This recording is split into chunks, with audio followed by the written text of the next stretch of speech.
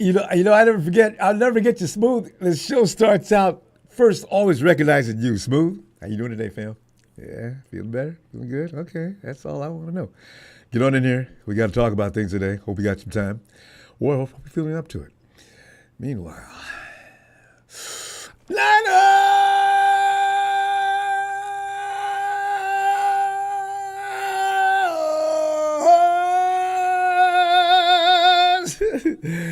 We talking about practice. Practice. Because remember that year, and people are still talking about it now even. These are the people who really hate Jimmy Garoppolo really badly. Of course, you probably know I don't. So, they threw 5 INTs in one workout. I said, do you remember during the course of the season, Jimmy G had a 5 interception game? I'm just, I always knew that it had more to do with trying to experiment, trying to figure out what you can get away with, what not, But no.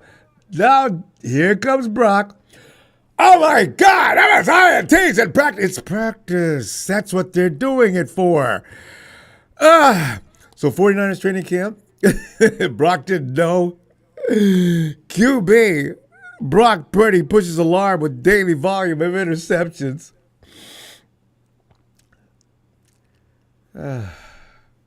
Anyway, fam, every season, no matter who the Niners starting QB is, and there has been quite a few, as you know, but every interception in camp practice is documented, is scrutinized, conclusions are drawn by some for that particular day. They become pretty much comical at this point. It makes no sense. What I want to know, though, is I want to go into some other camp and see if the quarterback ever throws an INT, and do the fans just lose it? You know what? What I wonder about all the time is what the reporters don't see what's going on in camp. If we think those INTs are just atrocious, I wonder what else we'd find atrocious, being that we don't know anything about what's going on with that. But let's talk about it this evening. Also, Trent Williams' dilemma has now been confirmed. Williams is indeed holding out due to his desire to be guaranteed some of the money left on his original contract, which is now legally not necessary for the 49ers to uphold should they want to just part ways with Trent. No cap hit, no more money. You're out in the cold.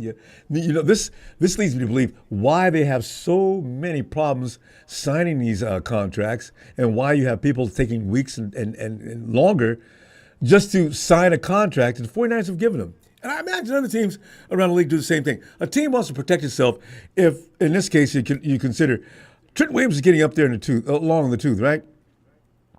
What if he's only got another year left in him of real productivity? Now the 49ers are on the hook for up to $32 million in his final year of his contract. So they're probably trying to avoid that, and Trent's trying to figure out, come on, man, I'm Trent Williams. You see what happened on Madden, didn't you? Come on, man. So to the phones, we're going to go again to rationalize why training camp INTs are not a reason for Niner fans to all be put on suicide watch. And also, Trent Williams holdout, that may be a reason to be put on suicide watch. Actually, phone number, pin, there you go, right? The base of the screen. Get on in here. Let's talk about it. All right. In fact, T. Will has 3 years left on a 6-year, $138.6 million deal signed in 2021. He has no guaranteed money remaining. Trent, I don't know why you waited till now, though. Why did you do this last year? Which means, in theory, the Niners could move on from him only the salary cap cost of the remaining $29.9 million in signing bonus proration he has left on the deal. Now, you and I both know they're not about to do that. They're not. But they're going to keep him, but they're going to have to find a way to do it and not put themselves in salary cap hell, which has always been a trick. Particular teams that are, especially in the hunt for the Super Bowl, they usually don't have any money to work with. The Niners have no intention of moving on from Williams anytime soon, and we know this, but that doesn't mean he wouldn't prefer to have some of the millions left on that deal guaranteed. Yes.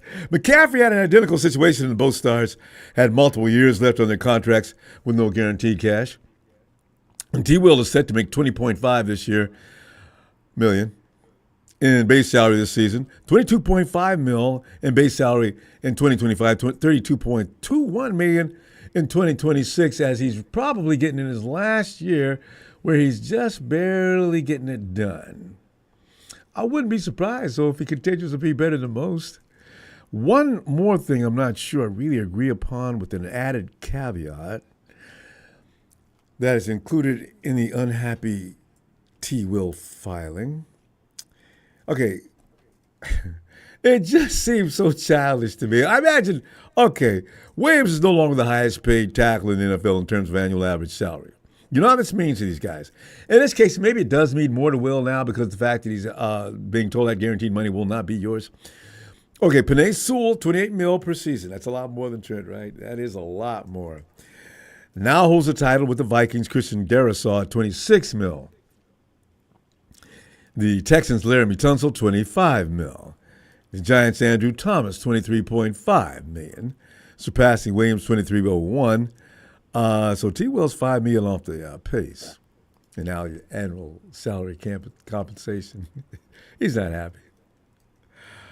But my problem with that is T-Will thinks that every time a contract around the league regarding tackles shows up, it should not be allowed to surpass what he was getting. So that means T-Will, as soon as he reads about it, oh, no, he didn't.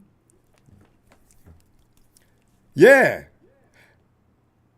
How'd you know I was going to call? Yeah, I don't know what. Well, I just want a good update. If he's getting 28, just give me 28.5 or something. You know what I'm saying? You know, when I see him, I can tell him, no, you ain't getting paid more than me. See, this is me. It sounds so silly to me. I mean, you're not going to. Okay. Maybe I should. I don't know if I'm qualified to speak on that. If we were in his place, how would you feel? Would you be doing the same thing? I don't know. Because there's going to be other tackle side. What if Mahomes did that? Every time somebody got a raise in salary, Mahomes is still the best quarterback in the league, as much as I hate to admit it. But what if after Trent gets paid, Trevor Lawrence, these guys, but these guys are getting paid way up there past Mahomes. He gets on, starts crying about, well, I'm still the best quarterback in the NFL. Why don't I get somebody? Because he has a good sense to know, as a quarterback, as long as I can keep good players around me and make sure this team has the ability to pay talents, I'm going to make more money on the back end. I'm going to get endorsements. I'm going to be doing commercials every time you turn on your TV. Don't you see Mahomes? This is why, and Tom Brady, same thing. This is why they do that. They're going to make more money by winning rings than they are by walking around individually being paid. It's just common sense. You got to believe in yourself. No matter what, Williams would like a significant guarantee added to his current deal, while also bumping his pay back up to the top of the tackle market. Oh, God. Just so we can say so.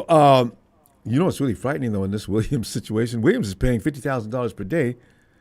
That's according to the NFL's CBA ruling. For now, Williams does not count against the 90-man. He can't. The 49ers cannot rescind those payments. So starting tomorrow, $150,000. No, T-Will's at $150,000 already in fines. Tomorrow, $200,000. Now he's been put on the reserve. He's not being counted on a 90-man roster. So they can't rescind that because he's not on his rookie deal. If you're a rookie, you could get away with that deal. You're far from that, ain't you? $200,000 tomorrow. If it goes into next week, do you know T-Will could put a down payment at least on a nice home in Noe Valley or, God, so, I'm talking San Francisco real estate. I'm not talking about any place else. Wow. Okay, that's, he in Montana, he could buy an entire ranch by the middle of next week, and it would include the livestock. Damn. Anyway, let's get into Brock, man, because this is something that really gets on my nerves. Juice addressed the media after training camp yesterday, after some misunderstood what they were seeing during the Niners workout in Santa Clara, right? It appeared to people ignorant to the fact that matter that Tuesday was a rough day for Brock. Okay, the Niners offense, but it wasn't what people think. Yesterday, after Brock threw 3-4 INTs over a span of 8 plays, Juice shared his full belief that it's a natural part of training camp, saying, quote, "But it pads on, the pass rush starts to get a little more real." Okay. So it may take a day or two to adjust, but I'm not here to make excuses for Brock. I'm sure he will speak on that more, but I only expect good things from him. Juice wasn't near BP after the series of turnovers, but over the time, he's come to know he has never seen Brock's demeanor change. And why would it? He knows what he's doing. He believes Purdy will take the challenge of the practice in stride. Juice added, "Just kind of going off of Brock and the 3 years I've been with him, he's a super competitive guy. He expects a lot of himself, but he always seems to handle those things well. He isn't throwing a temper tantrum or anything like that, but he's still hard on himself and generally stays pretty positive." You can tell by that. You've seen Brock on the field. He stays, his face rarely changes unless somebody really screws up. And then he has a right to do that. Also, we need to keep in mind that B. Purdy finally is going through his first training camp as a Niners starting QB. Getting the lion's share of the reps this time. Sometimes that has meant letting it rip, taking chances. Has he better? He should. He has to. He needs to. He's got to know where the limitations are, what works and what does not work. And at times, threading the needle had led to defenders taking advantage of that.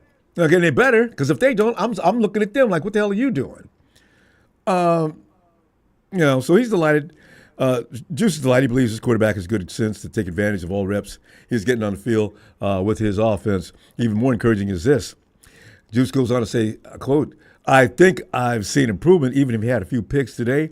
In general, I feel like Brock has improved. Confidence seems to be there more. Arm strength seems to be there more. People have been calling him noodle arm, no strength, because they've never had an elbow surgery. So they figure you're supposed to come out there and look the same as you do with or without that. And there clearly is no panic from Juice about the state of the Niners offense, and there doesn't appear to be any from B. Purdy. Brock threw a number of INTs during training camp in 2023. You realize what happened last year, right? Yeah, enough said. And apparently Brock didn't block the noise out. That's what I like. He went Baker Mayfield on everybody. Social media platforms had all they needed to fuel conversations about Brock Purdy sucks, man. What we saw last year was a fluke. He's out there getting destroyed in practice. Did you hear what you just said? In practice. You said you got it destroyed in practice, right? What does practice mean to you? See, interceptions Monday in the team's first pad of practice and then threw 4 on yesterday. The term WTF got worked overtime on many a platform throughout the Niner Empire. God. Miss Purdy's baby boy had something to say about stat tracking that some media and fans do at open practices. Mm-hmm. All right. Brock per webzone.com went on to KNBR to say, look, man, it's a fine line. You want to go out. You want to be efficient. You want to go through reads and obviously protect the ball and whatnot. Now, look, does anybody use the term whatnot more than Brock? But right now is the time for us to go out, and you always hear the quarterback say experiment, but that's really what it is. Can I fit it in this window on this hitch? Question mark. Can I look off Fred Warner or Demetrius Flanagan-Foles or Devondre Campbell in a certain way and then make the throw backside? You've got to try it out.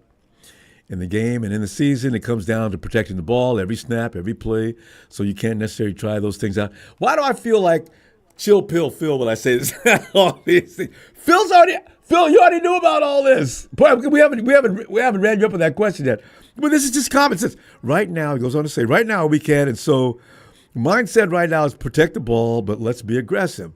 Let's try this out. Let's figure it out. And so obviously I want to go through my reads, check the ball down and work on that as well because that's real, that's football. But there's a time and a place where I'm like, hey, you know what? This is a practice and I'm going to drop back and try this out. And then you figure out whether it could be a part of your game or not for the season, unquote. Duh. Purdy's so right. I mean, it's painful right. I'm embarrassed now because I actually got involved in some of that silliness before as well. He'll be all right tomorrow, man. They go back and forth. Defense wins one day, offense wins another. No, it's not like that. This is time quarterbacks should be working on things, figuring out what does and what doesn't work, testing their limits. You got to do it. You got to do it. You got to do it. You can't wait till the game unless you want to be called the name that everybody's accusing them of. Check down QB. He's not a check down QB. Did you see some footage of him working out? The dude is zipping in and out of the pocket. He's scrambling to find people. He's shaking receivers free. By the way, some of what's going wrong out there is the receiver's fault, too. Yeah, his butt's supposed to be in a certain spot at a certain time. If he fails to do so, the quarterback, I don't blame Brock for letting it rip. Let it rip. Okay, next time he'll know. Get his butt over there. Fight through the coverage and know that you're being dependent upon to get to that spot. Here comes the damn ball. Because he threw only 4 interceptions in 9 game appearances as a rookie, 11 last season. Purdy knows how to protect the ball when it's time to protect the ball. This is not the time to protect the damn ball. Get out there and test your limits. Go out on that tree limb until it snaps. Get it done.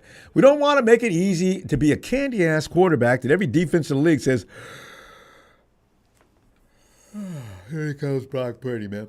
Hey, your turn and my turn, man, because we got to get, come on, man. I want Brock Purdy. I want people to be afraid of Brock Purdy, like there are a lot of other quarterbacks around the league, Anyway, fam, the 49ers held their 7th. And just real quickly over this, because noteworthy, today, by the way, boy, Brock went off today. But anyway, but you know what? Brock also was going long downfield yesterday. You notice he was going deep today he was tearing up and does what he does really well. Intermediate to short passes. But Brandon Ayuk, of course, Aaron Banks wasn't in practice. Spencer Burford with that hand. Jacob Cowing, hamstring. John Feliciano, he's got a knee thing going on. Danny Gray. Danny White, I see your name on this list. By God, he just can't get a break. He's gone. And for no other reason than the fact that he just can't stay healthy. Danny Gray he's got no business being on this list. Isaac Guerrero, hamstring. Javon Hargrave, it doesn't mention Juwan Jennings.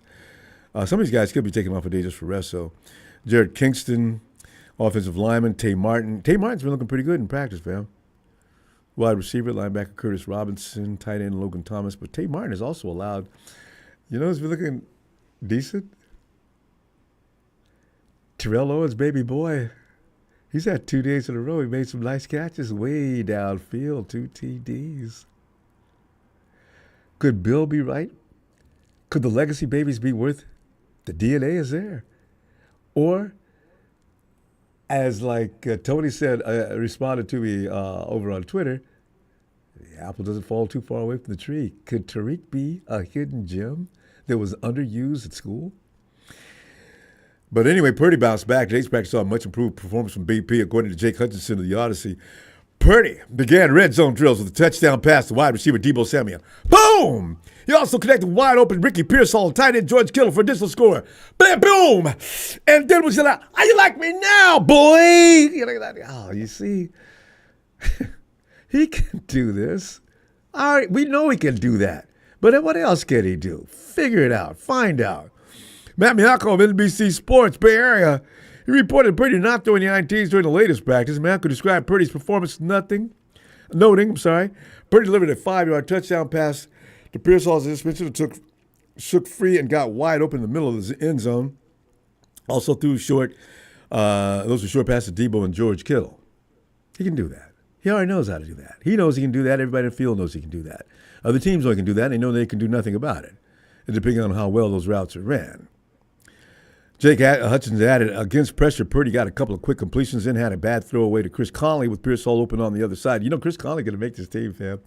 And from what I'm hearing, you probably heard it too, no other reason other than the dude is also very good as a wide receiver and special teams. If Kyle Shanahan, somebody said Kyle's already pretty much assured everybody's going to make it. Accidentally. I think the reporters weren't supposed to hear it. Chris Conley's going to make this team. He made it up for it by finding Pearsall open against, against Isaac Gideon on the next series. Purdy nearly threw an INT at linebacker Demetrius Flank-Foles, who anticipated a screenplay. BP recovered by connecting with wide receiver Ronnie Bell, who had made a leaping catch over Javarius Ward. These are the things I'm talking about. If he wants to go ahead and beat up on the defense, he probably can. I don't want to hear that, though. Do you get a bad feeling when you hear about the defense not doing a good job? I want him to stop everything, but you're not going to have it both ways, right? By the way, Jake Moody, no problem with him. If you're concerned, Jake has only missed 1 kick throughout training camp. These are not shorties, 33, 38 yards, 4 times. But, yeah. Ricky Pearsall, according to reports, and everybody, Rick's doing a good job. Is that why Brandon Ayuk's in such a good mood running around camp? A lot of people think Brandon Ayuk may be coming close to a deal because he's all joyous and happy and good mood and running around. D. Winters and fellow linebacker Jalen Graham were impressive during today's practice, stuffing runs and delivering hard hits to the receivers. We did almost have a fight today. Yeah, Graham, you got a little temper on you there, do you? Nearly got into a rookie offensive lineman, Drake Nugent. In fact, he threw, according to Matt, no, that was Lombardi. Yeah, he went in and smacked Nugent in the head, but Nugent has his helmet on, so Nugent looked at me, dude, and walked away. Good for you. Good, Drake. So anyway, yeah. That be it. Get on the phone, fam. Talk to me about the fact that if you were ever one of the people that used to always get mad about INTs in practice, are you worried about Trent Williams? The receiving room, are we going to be okay? And I know it's practice, but, it's funny Ricky Pearsall is looking as good as we thought he was going to look. The only thing I said is, like I always say before rookie gets started, okay, let's see what he looks like in game time. He's not in game time yet, but he's already showing out in practice.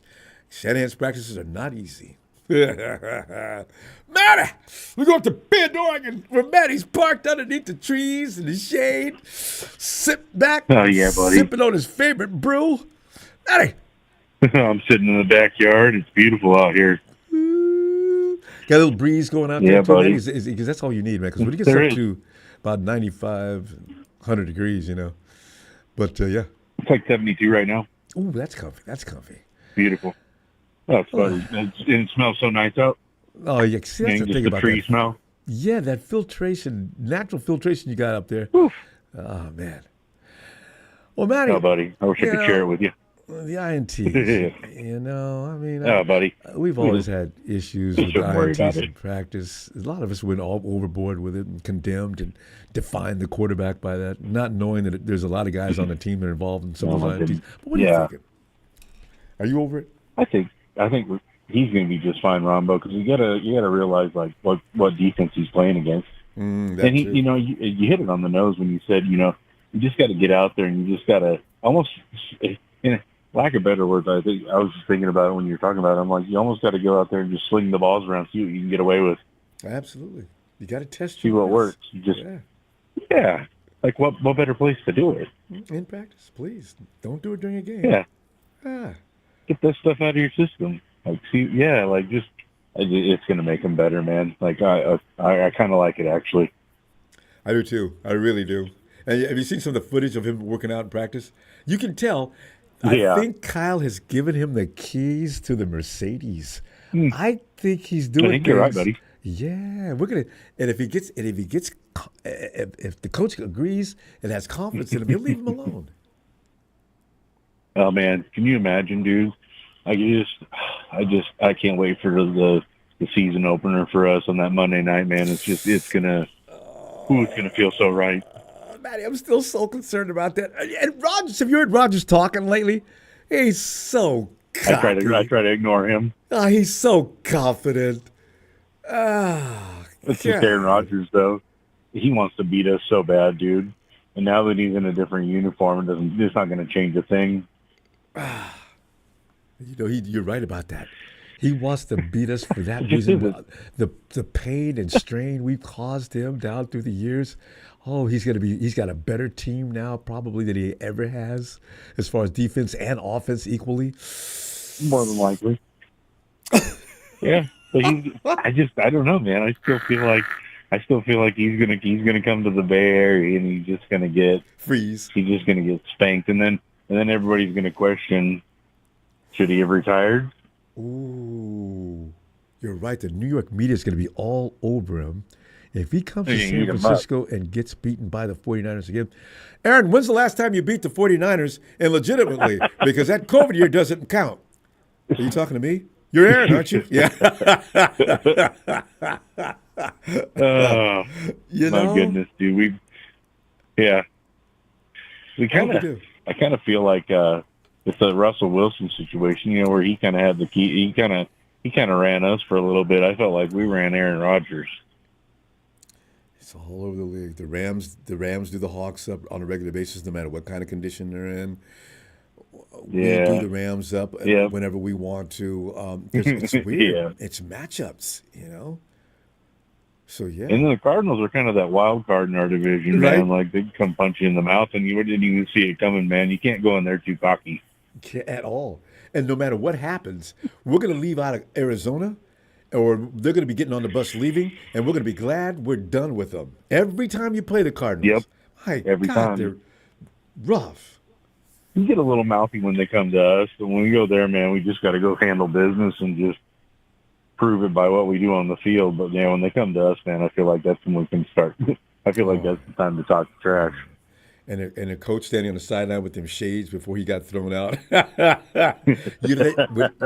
can't tell you, he set me on fire, Matty. I says, why is he wearing shades? It's an indoor facility. Yeah. Weird, huh? God. I hope we win this game so we can take those shades off. Who is he? Seriously. God. Yeah. Well, Like, come he on. ain't there anymore. So Nah. Yeah, I think we're good with Brock, man.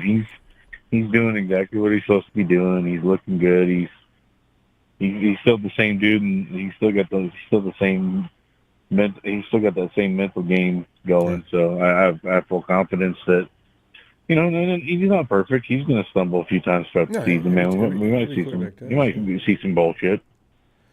yeah. And also But Trent Williams. football, man. Matty, see the 49ers. Yeah. I don't know. I need That's Williams me. out there. I need him working on timing and rhythm, just like the quarterback and his Yeah. receivers. Ayuk, I wish the hell you could sign some of the things that Brock is working on out there. You need a part of the experimentation.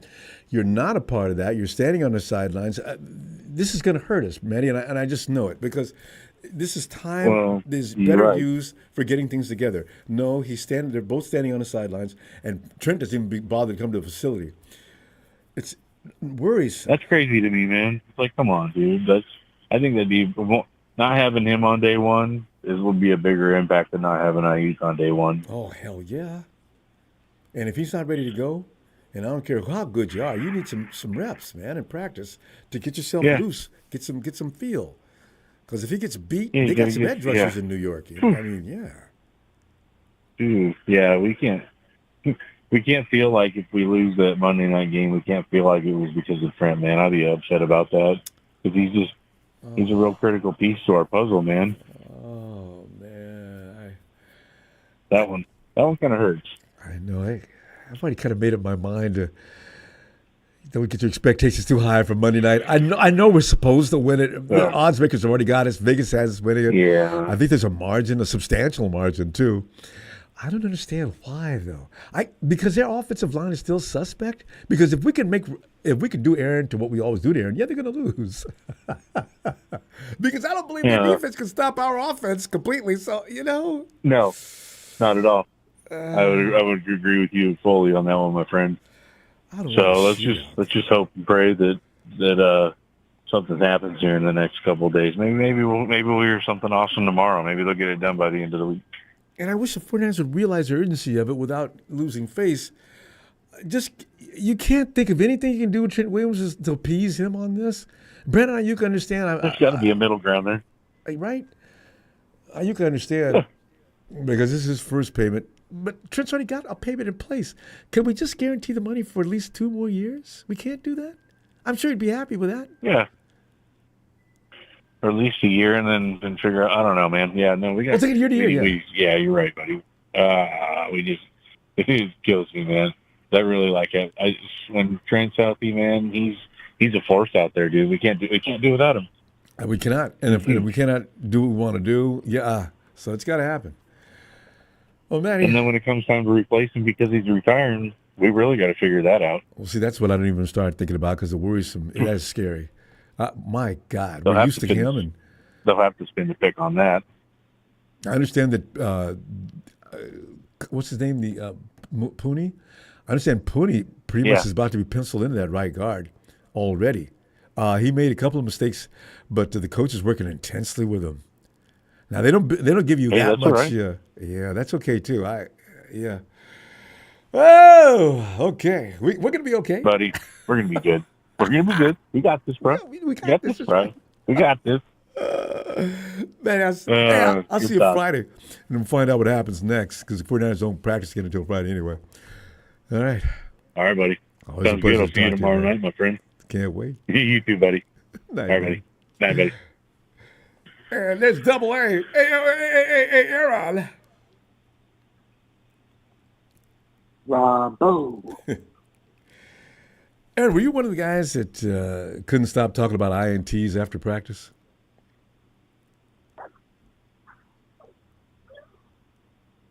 It's okay. Admit to it. I mean, yeah, go ahead. Yeah, I mean, to be honest, Ronbo, I mean,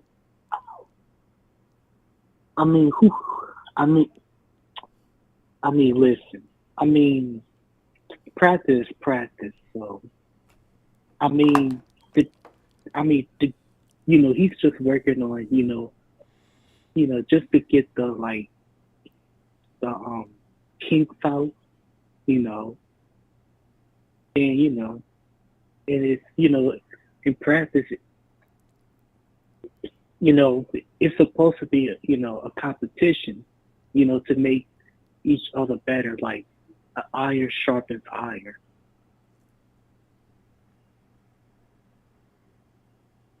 And you got to do things that you got to test it out. You got to see if this is feasible. Can I pull this off in a game? Does this work? Does this work? Oops, guess not. That's what's going on with that. Because when he wants to, Brock can cut up our defense like he can every other NFL defense in the league. So,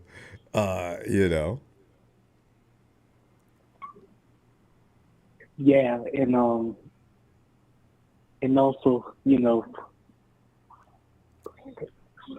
for the ones who, talking about Brock's 4 interceptions, in training camp, like people like Nick Wright, that clown. My favorite guy, Nicky Wright. I'd like to slap him so bad. Go ahead. I mean, I don't really be. I don't really like.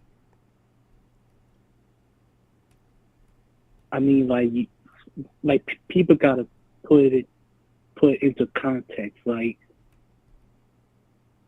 and I know there's, some days the offensive line be good at times, but they need Trent Williams, so.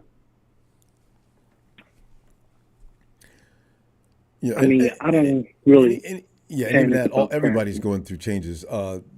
As usual, we have new people on the offense. Well, we got a couple of new people here and there on the offensive line. Guys are out, and guys are trying off at different spots, being moved around. You got Banks was off today, so that offensive line is a work in progress as well.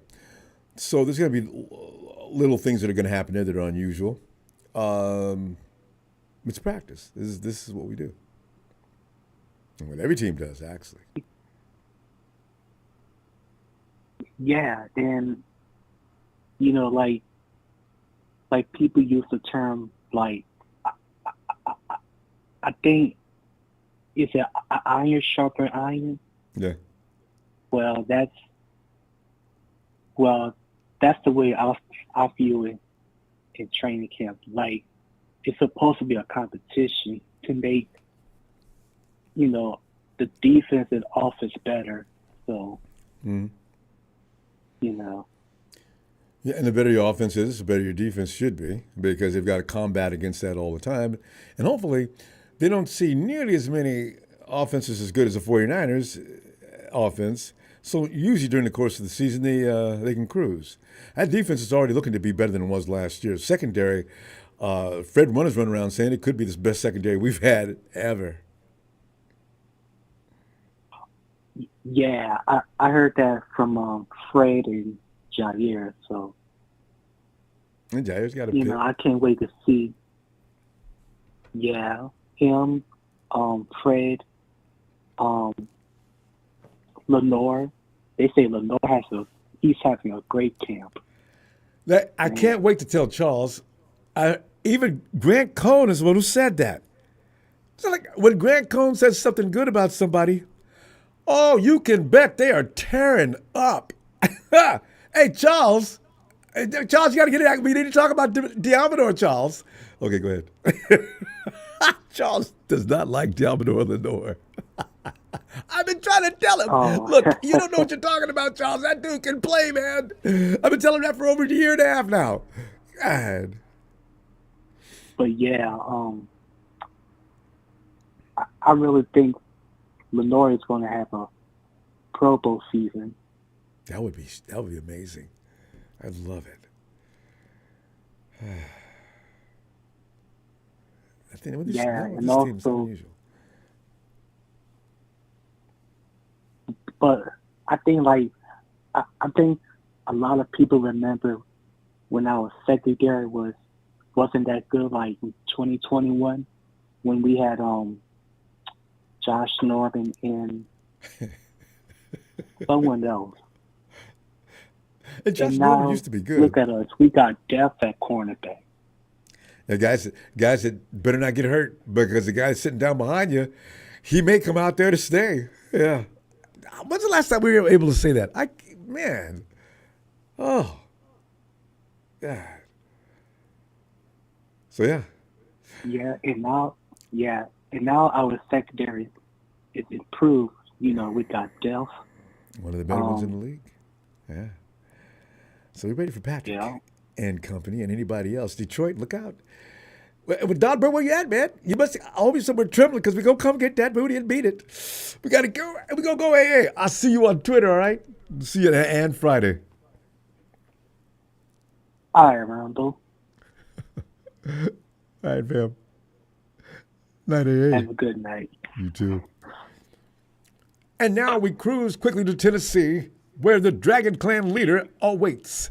Papa PDD. Pop, come on in, man. Woo! What's up, Ronbo? Shout out to you in production. What's up, 49er fam? And ladies and biatches in the chat. Let's go. Pop, you're distant. Something's wrong. We're not getting that pop of fidelity, that booming sound. Where is it? You change anything? Is that better? Oh, that's the pop we know and love. Pop, being a man that rationalizes better than most. You know, the INTs have been a thing where 49er fans couldn't wait to get mad about. Minutes after the practice was over, oh, hell no, he's got to get the hell up out of here if he can't do any better than that. I mean, except they're still throwing him INTs, it's mediocre. But you know something, Pop? I don't know if anybody ever thought about that. I never did. I never said anything because I was embarrassed because, as you know, I was a Jimmy Garoppolo fan. And when I heard about it, people used to come after me as if I was the one who threw them in INTs, so I didn't say nothing, you know. And now, and also any quarterback before that was throwing INTs, and it was expected of them. And now you got Mr. Almost MVP threw a few INTs. And what I thought was true, but never argued. You just called him Mr. Almost MVP. He was in the running until we played Lamar Jackson. You know what, Pop? You know what? If we would have won that game, I'm going to get you almost pregnant. Either you are or you're not. All right, Bob, I'm just saying because it was Dak, Lamar, and Brock. And then, of course, the Ravens just beat us up, and that took Brock right out of the picture. Now it's between Dak and Lamar. And then they said, no, it ain't. It's Lamar. It makes it easier. Bro, I think when it comes to MVPs and that kind of stuff, I mean, obviously you got to have like some crazy seasons. Sometimes statistically to kind of get that nod. Yep. Sometimes it's all about, you know, just winning games and how are you winning? How many comeback victories do you have? You know, and for example, Tom Brady was big time for that. He was big time, Mr. Come from behind and win. Yeah. Which Brady was accused of, Brock was accused of not being able to do. Right. I mean, and so what you're really looking at right now is where is is Brock Purdy right now, and then where can he grow to, right? Yeah. So I think probably right now, he's probably in that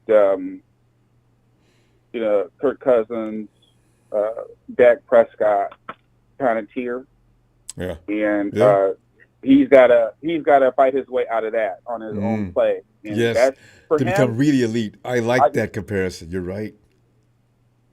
Yeah. So obviously you see the difference between those two quarterbacks and someone like a Tom Brady or a Patrick Mahomes. That these guys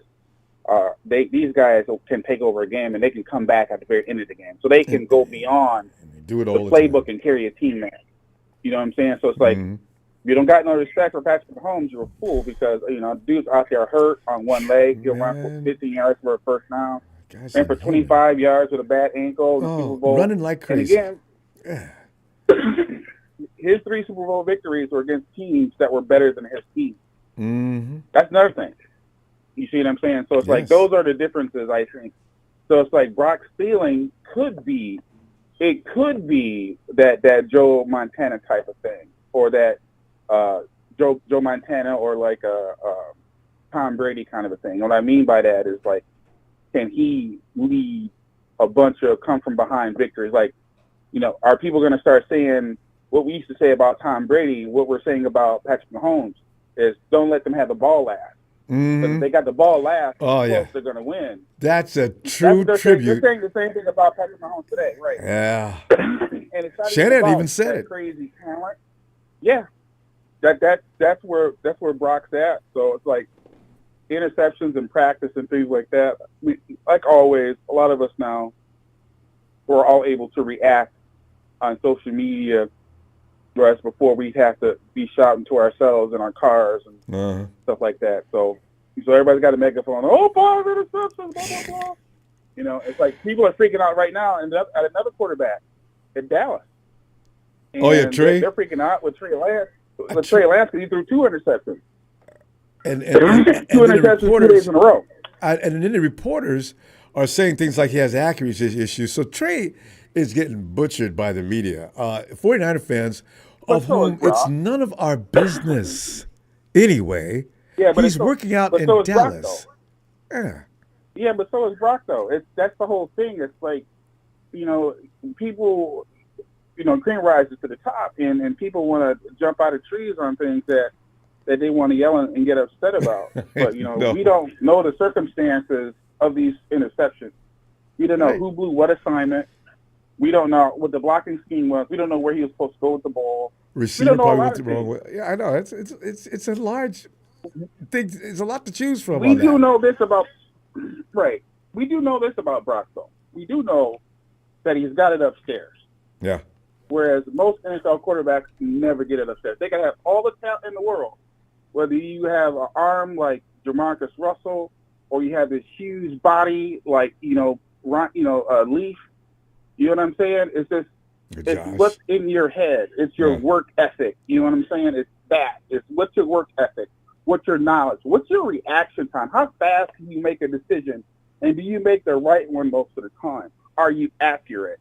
Can you master this short game where it's just a layup to you? You see, it was just a little finger roll, right? Mm-hmm. Those are things that people overlook when it comes to, I think, being a quarterback. And Brock has nothing to do but grow. He's got nothing to do but grow. So how you look at it is are you looking at like, okay, he's terrible because he's throwing interceptions, or is it a learning experience? Because it is practice. You know what I'm saying? It is. Yeah. So he's also he throws with anticipation. That's a different kind of a quarterback. So timing routes. The receiver could be every bit as much his fault, and Purdy's saying, I hope he is too. Purdy's saying when the guy comes trotting back to the huddle, where were you? Yeah, I'm sorry, man. You know what? Yeah. I'm gonna be better than that. Why don't we run that play again? It's people don't understand. Have never played ball. Don't understand what a timing route even means. I think timing route means I'm gonna put that ball in the spot, and I better put it in the right spot. That receiver should be there. If he's not there, then yes, the linebacker, the safety, any number of people got a chance to make that catch. So yeah, it's the way it works. So, like I said, I think ultimately, if they can come out of this training camp with the best 5 offensive linemen, I think that would be I don't know, that would be somewhat of a win. I know people are saying, when we got the same guys from last year, you never have the same guys from last year. Not on you this just team. don't. Because you got one guy on his way out. He didn't play a full season, right? You got another guy who's injured now. Feliciano. You know what I'm saying? So it's like it's not exactly the same. I wouldn't want the same offensive line. I would want Burford to be better. I would want McKivitz to be better, right? So I want these guys to be better. And if they can't be better, bring somebody in that can compete with them. Because doesn't iron sharpen iron? Used to. I've not heard a thing about McKivitz this far either. I just realized. Yeah. No, he's getting his ass tore up. But you got maybe that's why I blacked it out. Oh, he can't block him. He cannot block him. He can't block him. Well, the guy we picked up from Tennessee, I hope he's ready. God. I don't know. Anyway. The fact that we were able to pick him up, what we picked him up for, do you think he's ready? That's why Tennessee let him go. I assume that too. Bob, our time zipped on out in a heartbeat, didn't it? Bob, we got to go though. And I'll be back day after tomorrow, and we're going to see what happens on Friday. Because I didn't want to hear about McKivitz, and I don't appreciate you having told me about him. I'm scared. God. Don't be scared, Ronbo. Don't be scared. Listen, we have the Lord God King Shanahan. Okay? Everything is in his place. You may be scared right now, but you know what? He intended for Trent Williams to be sitting on the sideline. He intended for Ayuk to be sitting down. He intended to have a lot of his starters go on offense and have his defense just like that. He intended that. Because the Lord works in mysterious ways. I'll see you Friday, fam. He works in mysterious ways. And last but not least, Ronbo, big shout out. Lions, get on your knees. Because Detroit blows everybody. Good night, Pop. Yeah. Bam Boom. And Miss Dragon, too. Steven. What's going on, Ronbo? Steven, man, the INTs. And I'm just hoping it's the last season that we do this. And we every year we talk about the INTs, whoever the quarterback is, more than anything else in practice. Man, but about the INTs, we got to sound like we're privy to what's going on. We have to sound like 49er fans with a certain level of intelligence as to what is taking place in practice and not say things that point toward otherwise thinking. So, the INTs are happening for a reason. They're not because the quarterback is just all of a sudden awful after almost, as I said, being an MVP. God. Anyway. It could be a number. It could be Brock Purdy just experimenting. It could be the defense is just getting good. It can be both. Yeah. It could be he doesn't take it serious. Who's gonna dethrone Brock Purdy? The Mr. Irrelevant, who not only took us to a NFC championship in the middle of the season with no first team reps other than what he had the first game he played, or Josh Dobbs, or what's his name? Mordecai, whatever his name is. Mordecai. Don't forget Bennett. What's it? The guy we got from Cincinnati. We got 3. Yeah. Brock cannot. We got too many people. Oh my God. Yeah. We got way too many people on that quarterback roster that have not had the experience that Brock Purdy has had. He took us to a Super Bowl last year, Ronbo, off of a possible detrimental quarterback injury. Should have done it 2 years in a row when you think about it, because snapping his elbow was just a stroke of luck for the Eagles because they were going down. The defense had that game wrapped up no matter what Brock was doing. You could tell they were zeroed in. They had them locked. Yeah, man, Jordan was not going to get diddly squat done. Not Jordan, but Jalen Hurts. He was not going to get a single thing. So that just goes. We beat them. We whooped their ass in the regular season. We knew that matchup was coming. That was bad. God damn. Sorry, I'm watching the Olympics right now. It's USA versus Sudan. And Sudan is coming back on basketball. USA. Yeah. Yeah, It's going to be between the French and that Sudanese team. I heard about them anyway. USA, and I don't know if They're playing lights out. yeah, They're playing lights out, Ronbo. Against Jokic, Curry, I know. Durant. Oh, they look good. They're going to get it. If Jokic comes back with his team, I don't know what's going to happen with Serbia, but wow. Ooh. I mean, Ronbo, they're playing lockdown defense. They're picking off Kevin Durant, someone that you couldn't do in the NBA. LeBron James can't do nothing. Let Jason Tatum play. Is Tatum? Is he getting any reps? He just came off. Damn. They're whooping their ass. They're coming back. They have like a good 20 to 30 point lead. Ooh. Right before you. Yeah. Okay. The USA team 20 to 30 point lead. They'll be okay. Finally. They'll be okay. They relaxed. Rumble, there's a 10-point gap between them and US right now. I don't think they're going to be okay. How many minutes left? Are they in the fourth quarter? Oh, yeah, I think so. Oh, they'll win. I hope. Otherwise, it'll be considered the greatest comeback in Olympic history. And it comes against America? No. We own basketball, okay? They own Euro soccer, or Euro football. We own the basketball. We're supposed to win that. Got to win it. Hey, but getting back to Brock. Yeah. Yeah, I know. But go ahead. I don't think the interceptions count. They don't matter. One thing I'm really happy about is what's his name? Malik? Mustafa. Hey, good things are being said by him, and you got Staley up in the booth now, and you got Sorensen on the field. I like that. I want to talk more about that fight, but Staley, for all we think bad about him, he's not really what you call a bad defensive guy. He's up there, and now he can survey the field. You got Sorensen that they're talking high praises about.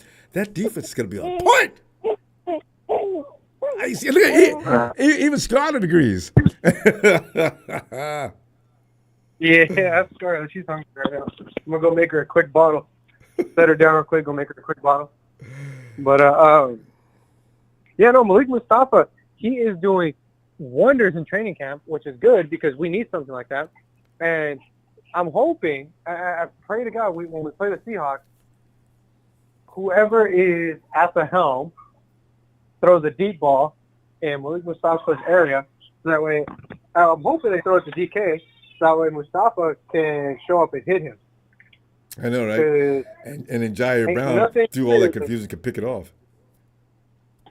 Well, because, DK Metcalf ran his mouth for far too long saying that, the Niners safeties and corners and defense is soft.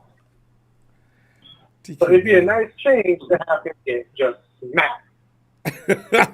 And you know what? Mustafa won't be afraid to lay the wood, too. Because Mustafa does not care what size he is. He looks like one of them kind of dudes that you get up and you look up and it's the dude, it's Mustafa. Of course, Mustafa's that's an intimidating sight anyway. So DK knows. But I come in there talking trash and inspire that dude. All I'm saying, Ronbo, is I'm going to go ahead and trademark this before it gets popular. You're going to hear it on TV, and they're going to be like, oh, a strong hit by Malik Mustafa. I'm gonna be in the crowd going, oh, that's Mustafa? No, Mustafa. That's what he is. He's a Mustafa. Yeah, you just turn that Mu-Stoppa.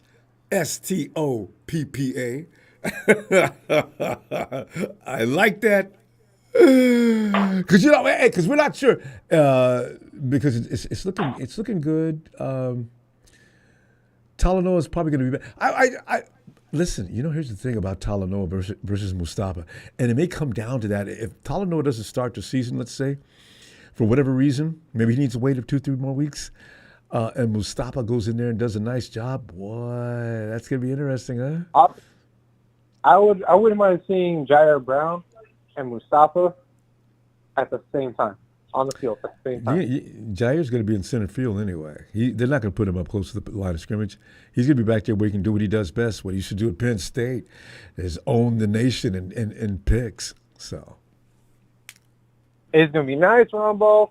I mean, I know the future looks a little dull right now because we got to re-sign Brandon Ayuk, Trent wants guaranteed money, all that other BS, But we got a problem that other people don't got, and that's a lot of talent. We just got to figure out how to fucking lose it. And we will. That's the problem. Fam, you go ahead. Attend a little Scarlet. I'm going to see you Friday, and let's see what else develops next. All right? All right, Ronbo. I'll see you Friday. Looking forward to it. All right, Steven. Scarlet and Rome. This is Steven. All right, fam. Yeah. Eric! Yes, sir. Well, Eric, it's just the countdown. Hey, today's not the game, is it? The Hall of Fame game? Is that tomorrow? It's tomorrow. Well, yeah. Yeah. Even though it's a useless game, normally it's boring. I understand that. Is that game, who's not going to be playing? Was that supposedly Washington? Caleb, who is that? Who's it between? Is it between Washington and who? I think, who's playing tomorrow? Whoever's playing tomorrow is going to be good because football is back. Yeah, I know, right? But one of the quarterbacks is starting quarterbacks is not playing that everybody wanted to see. I could have swore it was Caleb. Anyway, you shouldn't run your Chicago and Houston. Yeah, all right, it's Caleb. And CJ for sure ain't going to be out there. So Caleb and CJ ain't going to be there. It'll always be a glorified scrimmage game. Yeah, that's fine. Because you figure if Aaron Rodgers has said to be not even working out in practice, he's not going to make. He'll be doing practice, but he's not going to be seen in any preseason games. And the first time you see Aaron Rodgers is going to be no, he's not playing. I don't know if that's per Aaron or is that per Coach Sala, but Aaron Rodgers will not be seen until Monday night against the 49ers. And I like that because I don't care who Aaron thinks he is. He's only human. And if you're going to come out there with no workouts and no practice, come on, Aaron! Yeah. Come on down! I tell you, Aaron, it's going to be ugly. You know what I love about Eric? You know what I love about Aaron, though? Let's say the 49ers get a little carried away, and because Brock is already talking about this year stepping on teams' necks. Because instead of just beating maybe Green Bay by 20, let's see, 21, 20, 30 to 14 or 17 or something, unless Kyle pulls him off, I think that Brock's intending on running that score up as high as he can if that defense gets worn out and tired. And then Brock is going to come out. And Aaron's going to say things like he always says. Aaron always has something to say to get you off of him. He'll come in and calmly say, relax.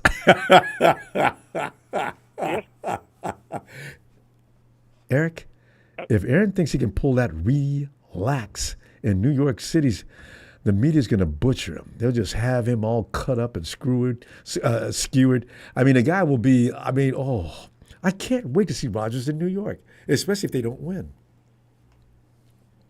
Yep, he's not going to last. If he's not that good, he's not going to last. Whew, man.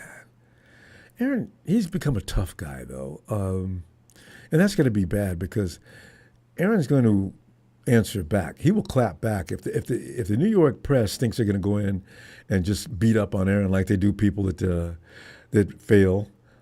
Aaron's going to be fun for him because Aaron, he will clap back, and that's going to be a problem for the Jets because now you've got that that interaction between Aaron and the media, and he's not focused as well as he should be on football. So we got to do it.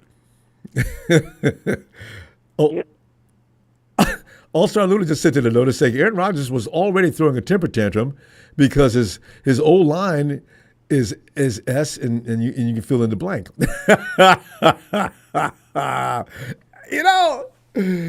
Oh God. Well, that's on Aaron because once again he's not allowing the offensive line to get paid. Right? What is Aaron getting? Is he getting north of $50 million? I know he's getting at least 50. I'm not sure exactly if is it just 50? Is it just 50? I think it's just 50. So, you've already got a few guys on that team. I don't know that. How many stars have they got on the team? They're a young team, though, Eric. They shouldn't have a lot of guys getting paid a lot. Maybe 3 or 4. There's the only reason why they could pick up Aaron Rodgers at that price anyway. Now, Aaron's making jokes about bringing Devontae Adams over to New York.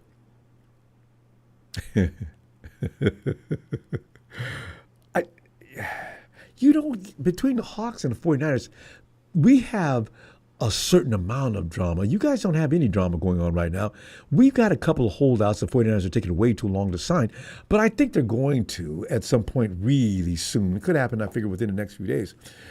I don't see Ayuk was running around looking all happy and chipper today for weird reasons. Nobody knows. Of course, he's had moments like this before. I'm sorry, go ahead. I hope that's good news. Yeah, because otherwise, why would you be in such an up mood and the agents are in there still arguing with the 49ers? And then Trent Williams is not showing his expression because he's at home. And his agent's probably sitting in the office right now, even as we speak, trying to hammer out something they can agree upon. Hey, you see what's going on in Cincinnati, though? Is Jamar Chase walking around in practice and having colas and, hey, here's one you missed, with the street clothes on, and it just sort of, Eric, when does DK's contract expire? I don't know, but the thing about DK is, honestly, I know that he's a good player and all that, but I'm not a big DK fan. I'm not a big fan of his because the antics that he brings to the table. Yeah, he's serious, but then again, he's not. I don't know. DK's and his temperament is really out of control. For a ball player, you got to be more controlled than that. Oh, by the way, Cody Schrader has been getting interest, I understand. If not today, we have another rookie that's doing pretty well. Was rookie Ricky Pearsall was sort of taking some of the Cody Schrader's getting a lot of love out there. We'll see. Just to keep you abreast of what's going on there. My dad told me articles last night about even Kyle Juszczyk was saying how good he was. Yeah. He's getting love. So, yeah, we'll see where Cody goes from here. And I don't think they're going to cut him. You can't keep getting that kind of attention. They're going to cut you. The guys you don't hear about, they're probably gone. So, all right, we're going to go. Go ahead. Yeah. Go ahead. What were you going to say? I think he's going to still make this team now more than ever because I believe that, and even if he wasn't going to make the team, I would not put it past, I would say flat out take it because if he does not make the team and he gets through waiver wires, it's going to be bad. Yeah. I from all his history, I think he does make it. All right, Eric. Appreciate you getting in here. I'll see you Friday. Okay. Hi, bud. All right. Night, Eric. Hi, bud. Yo, Anthony. Huh? Oh. Yeah, we just did that. My man, what to do, Ronbo? Anthony, man, I'm sitting here waiting on you to get in here, man, and talk about these INTs and the overreaction to INTs. And for those who don't understand the point of INTs and practice are okay. It's really funny because we don't hear about practice sessions during the regular season. You notice that? Never does a reporter say anything about a practice session unless somebody got hurt. It's all practice for a reason, Ronbo. And so that's why I'm saying, I'm over it. Next time I hear about 12 INTs, I'm gonna think that boy was in heavy experience mode. I'm talking mad scientist. So it's a good thing. Yeah. People got to understand. This is for the first time work on his mechanic. Yep. In a full, because he didn't last year. He was rejuvenated. Without rehab his elbow, right? Yep.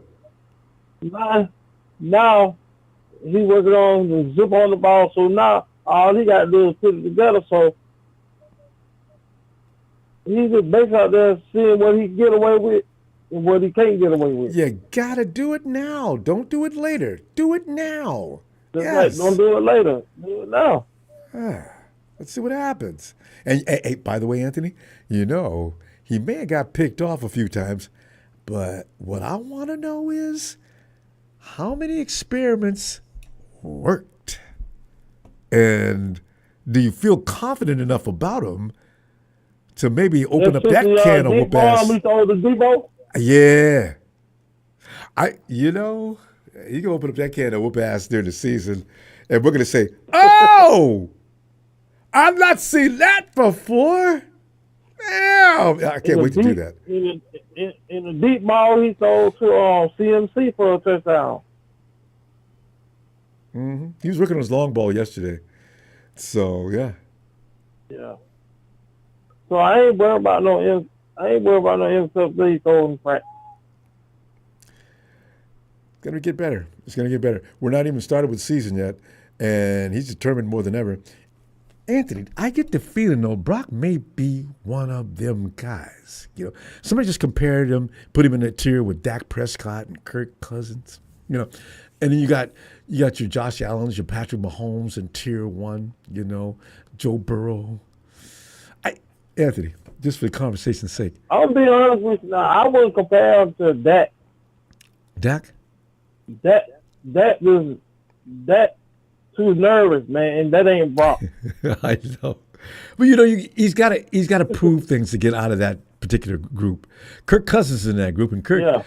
Yeah. Honestly, I don't want to make nobody mad, but if I had to choose between Kirk Cousins and Dak Prescott, I take Kirk. Because you know what, Dak, he just loses it in the real serious moments. Kirk at least gives it a shot, and it looks like it was intelligent.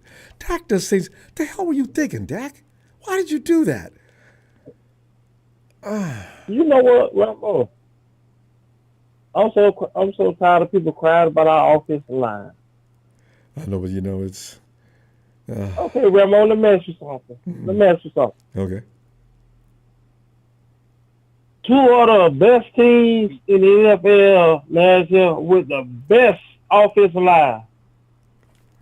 What team was those? Detroit. The offensive line. They said they could run through a line full of Green Berets. The Eagles, the Eagles, and the Cowboys, and what we did to them with their best offensive line. Beat them up. Ran the score up on them with their best offensive line in the NFL. And Green Bay did too. No, Rambo, you have the best offensive line, but you ain't got the weapons on offense. It ain't nothing. Hey, Anthony, you know what you just did?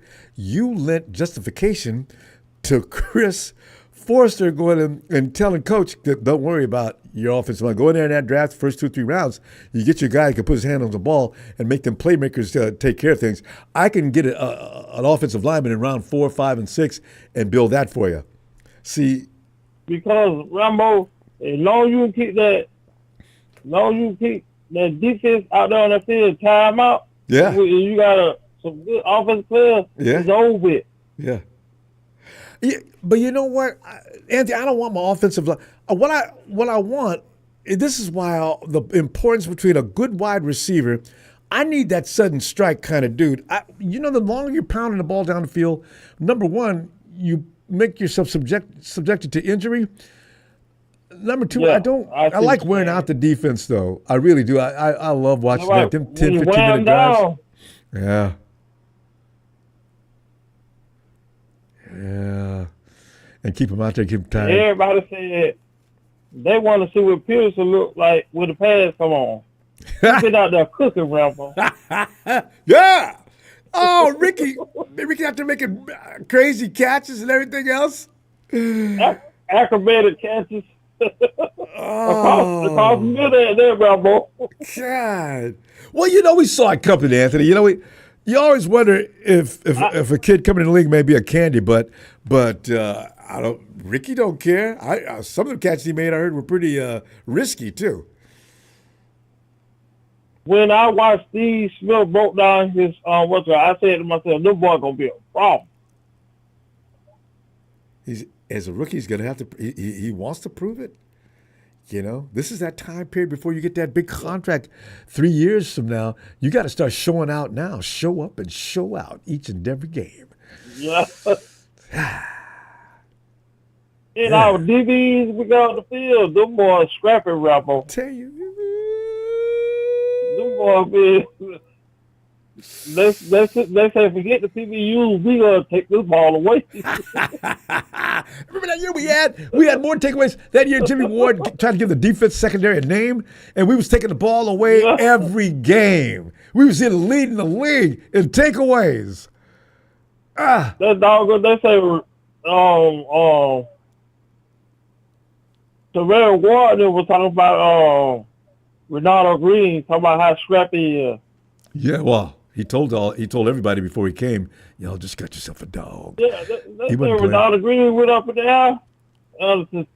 Contested catch with JJ. He say he stripped the ball, say he stood over, started talking trash to. They say he's real scrappy. He was talking trash to JJ? I love it. Yeah. He said he went over there and snapped that ball and took it out of their head. He started talking trash and stand over talking trash. And Kyle will talk about it. You think just because I just got here, I can't hang with you? Boy, I'll own you before this service is over. Fred Water was talking about how scrappy. Yeah. God, that's going to be good. They asked about it. They say, you talking about somebody scrappy. He said, and no, he said, I thought I'd be talking trash on the team. Ronaldo Green. He's real scrappy. I love that. You know why, fam? Because that kind of, anytime in the secondary that you can keep a rhetoric going, a dialogue, just keep a lot of trash rolling, the wide receiver, if he's not disciplined, he will be affected by that. You'll take him out of his game. He's trying to get you so bad to shut up. He's going to do things that he probably shouldn't be doing. Boom! Yeah, and don't break his heart. In the head. In the head, Rambo. Mm-hmm. And they say, Malik Mustafa. They say they can't wait to see these wide receivers trying to go across their middle. Bam! The ball. Car accident. Ronaldo Green been laying the wood. You know what? Coach got to talk to him though, because they will call that penalty that makes me crazy. Flag on unnecessary conduct. When I heard him talking about it. I was unnecessary. A defenseless receiver. A defenseless receiver. If he catches a ball, he's going to hurt us. Oh man, we're having too much fun here, fam. Clock rolling. Okay. Anthony, we got to go. Let's pick it up. I think we're going to talk defense on Friday anyway. Let me see you then. All right, Rambo. Have a good night, fam. All right, good night, Rambo. Appreciate it. Good night, Anthony. Appreciate you, too. Yeah. And let's go to me. Hey, there he is. He's chill. Phil, I had you in mind when I was throwing this show together today. Come on in, Phil. Hey, Ronbo. Hey, Phil. How's it going? Oh, it's going great. This clears up the air of a lot of things that's been bothering me for a long time. The overreaction to INTs in practice. Phil, we're not sitting in practice. We don't know what happened during that course of play. All we know is the reporters wrote that down for click effect. Oh, he threw an INT. Well, the first thing I want to say is congratulations to Patrick Willis. Well deserved. Hall of Fame. And I've met him a few times. He's a great human being. Oh, yeah. And, that's one of the reasons I'm going to watch tomorrow night is to watch him get driven around the field. Oh, that's right. And the other thing I'm going to watch tomorrow night is the kickoffs. Other than that, forget it. Yeah, just sit back and take a nap. Because, It's just football, and you might as well be watching the XFL or something, right? I know what you mean. Yep. So yeah. But anyway, Patrick Willis is a great 49er. So congratulations to him. I was worried he was going to have enough time in the league so they'd give it to him, but apparently they realized, that's game should recognize game. Patrick Willis is too good to be left out. The guy was just amazing. Oh, if he didn't have his career shortened by the toe injury. Oh, there's no toe. Yeah, he would have been. And tell the coach, don't worry about the offense. Like, go ahead and have that first 2-3 rounds. You get your guys to put his hand on the ball. Here, Ronbo? No, I got somebody else on the line we're trying to get rid of. Okay. All right, go ahead. And anyway, as far as the interceptions go, in the words of Ivan Iverson, practice? We're talking about practice. Practice. No, they're going to watch film. He's thrown to the rookie wide receivers. He doesn't have Devo or Brandon out there. It's or Kittle. He did, but just not all working the on time. his craft. Yeah. In practice, I used to throw no-look passes in basketball. And wasn't that fun? But you do those things. Practice. Even in recreation league, I used to try to do that, and I used to get booed. Right? Oh, come on, man! God, Jesus! Okay, I'm just playing, man. Come on, man! I won't do it again. I mean, Ronbo. And behind the back was my favorite. Anyway, he's going to be fine. He took over 30 touchdowns and 11 picks, I think, last year. That's it. No, give it a break. Yeah. So, that's what I'm saying. He's only been in the league 2 years. I know. Hello? 2.5. But the thing is, you got to... We've got a gem. We've got a gem. He's got to go Brock's and do the guy. He is. You can tell. I mean, I'm watching some of the tapes. Brock's scrambling around out of the pocket. He's getting free. Those legs he's been working on, and you can tell he has, Phil. He's got a plan this year. And how many interceptions did Peyton Manning, the great Peyton Manning, throw in his rookie season? I know, right? And some of those are during the game. Real games, yeah. Yeah, he had a ton of them. Hey, Brett Favre wasn't happy until he threw an INT. Some of those INTs I think Brett threw, he just threw them just to be throwing them because he wanted to keep his reputation in place. And he's in the Hall of Fame, right along with Peyton.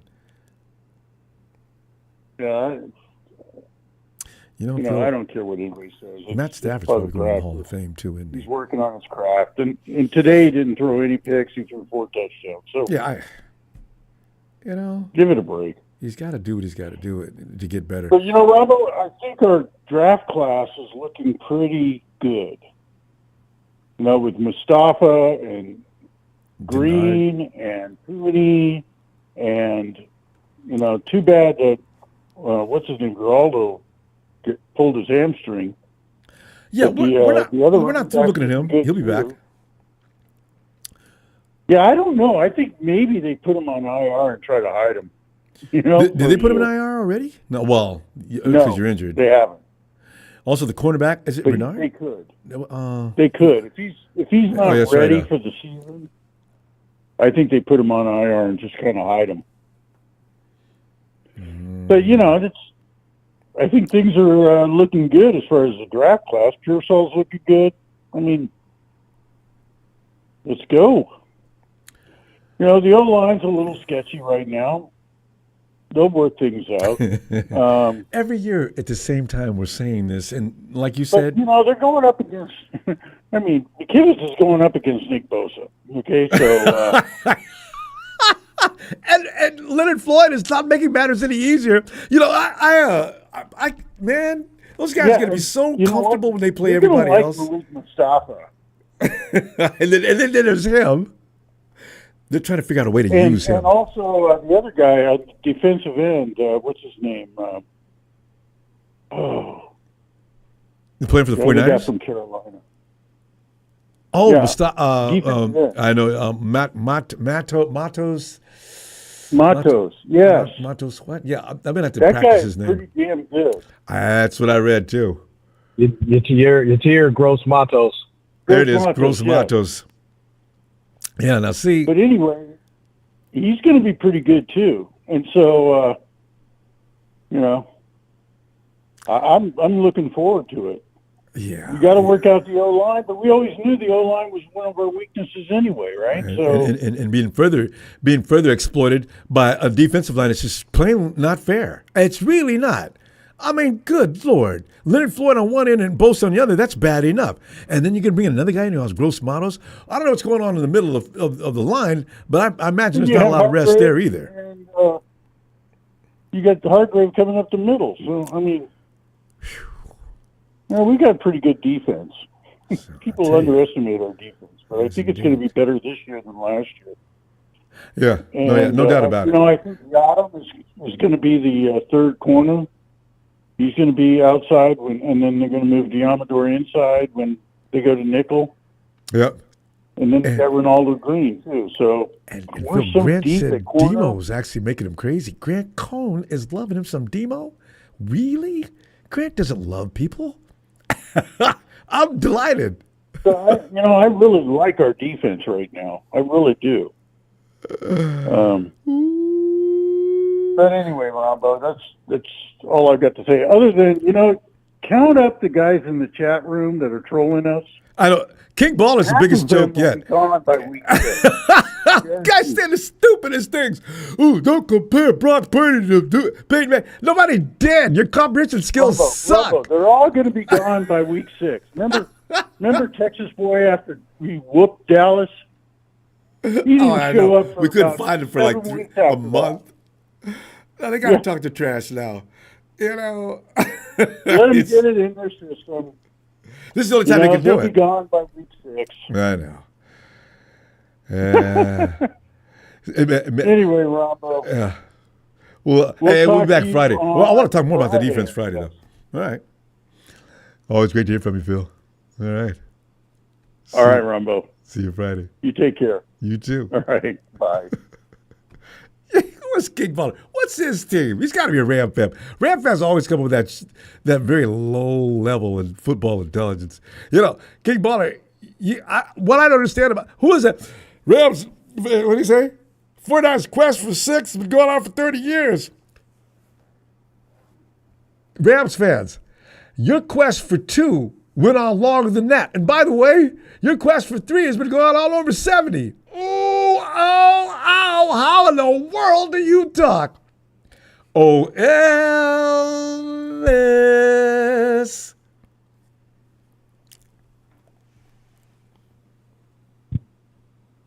Ron Bizzle.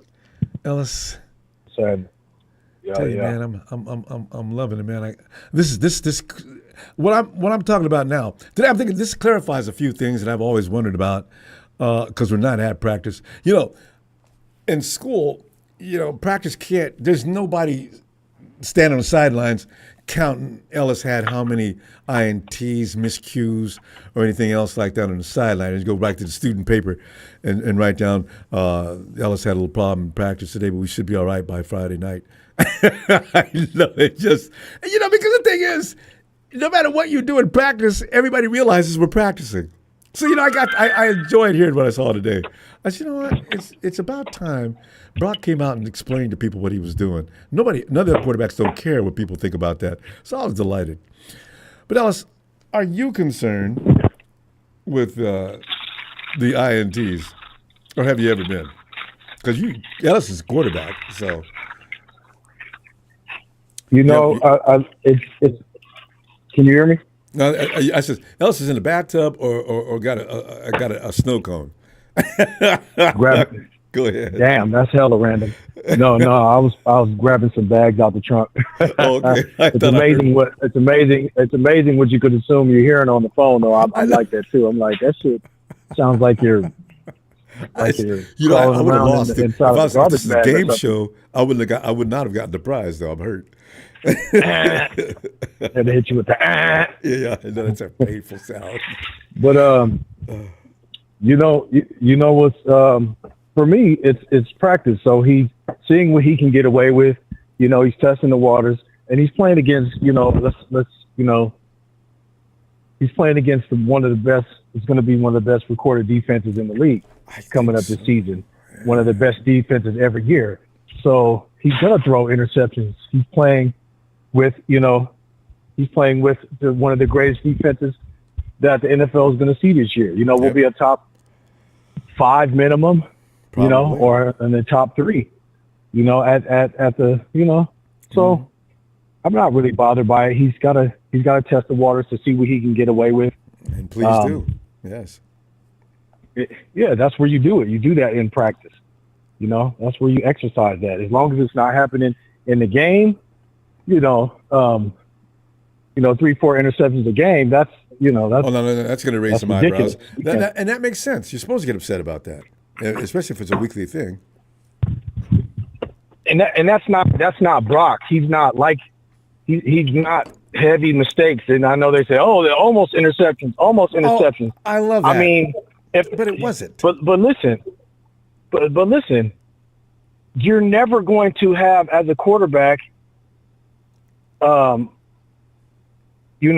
flawless week wide week. open passes and every pass you're going to make is not going to just be in no coverage. There's going to be passes made where the majority of them there's going to be coverage either in the area or right there. You know, there'll be a percentage of opportunities where there's nobody present and you can just, have your way. And obviously those are the times where you're not going to have any potential for interception. But that's a part of the, game. It's trickery of the mind, trickery of the body, and, using Testing ways reflexes. strategies to manipulate people's reflexes and misdirection and stuff like that. So nobody wants to hear. I really don't care too much about any of that. And as a matter of fact, sometimes the receiver blew it. And it's not always necessary. I mean, it's not always because I know from sitting back and watching certain players after you get to know them, because every conference you get to know who's who, right? You know their tendencies and you know what they're going to do.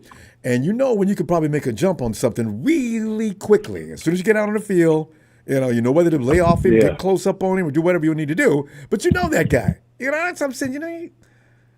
INTs ain't to be taken as seriously as some of y'all say, man. That's not. A pass is 2 people, not 1. Right.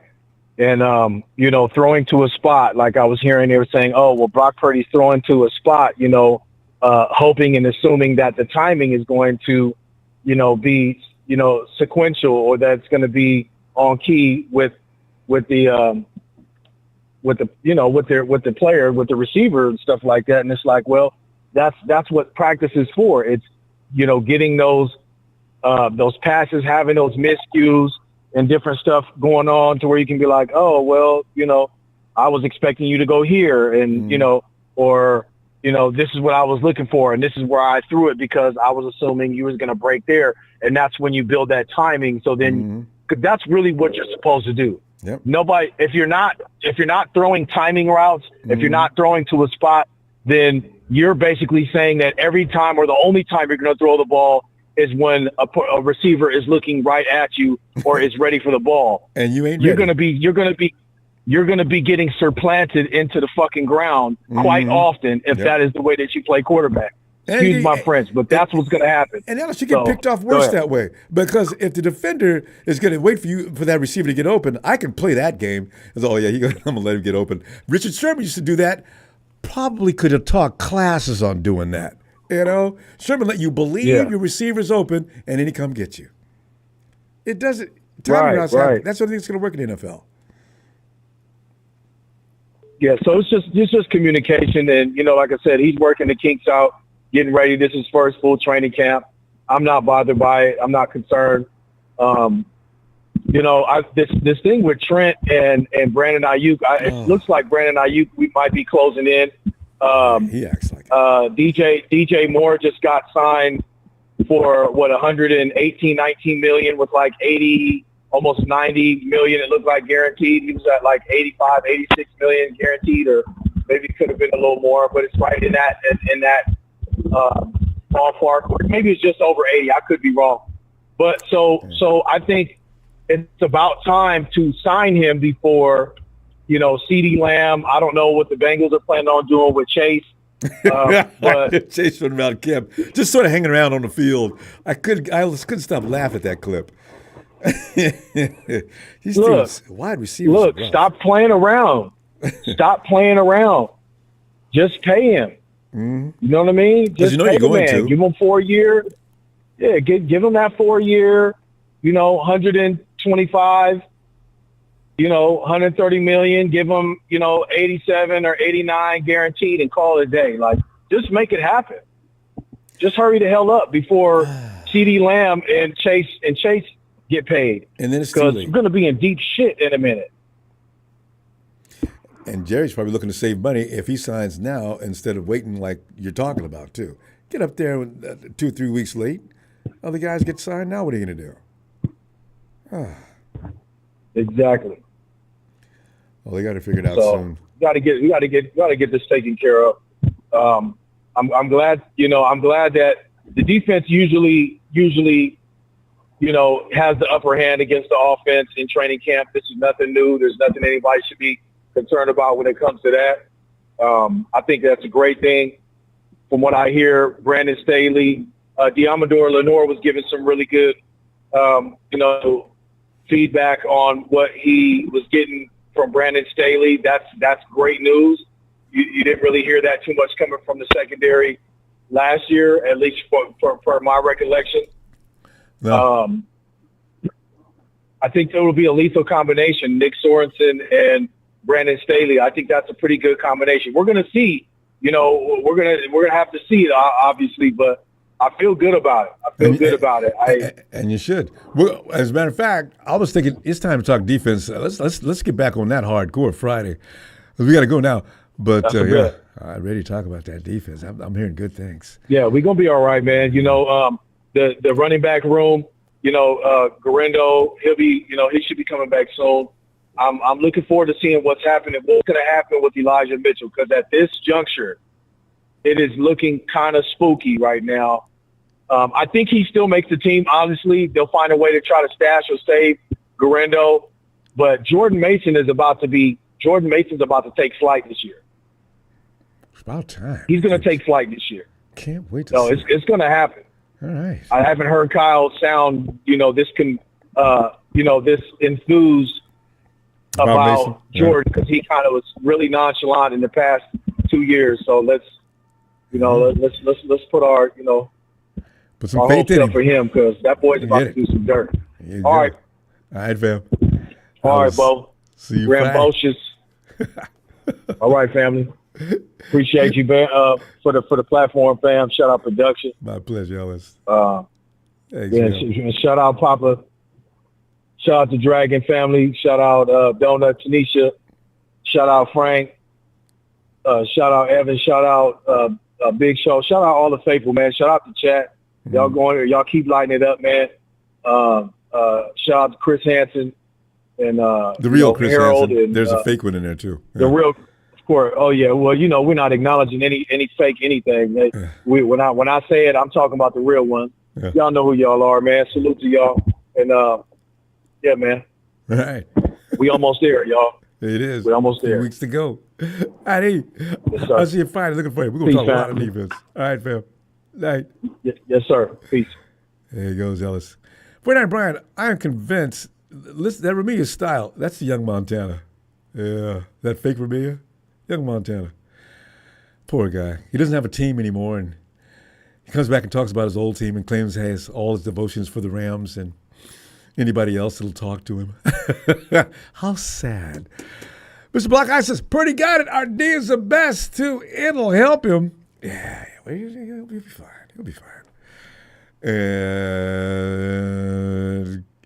King Baller. Oh, you're a Seahawks fan. Well, you know what? I'm not. You guys, I find humorous these days. So, yeah, keep those ridiculous comments coming. It's hilarious. Tony.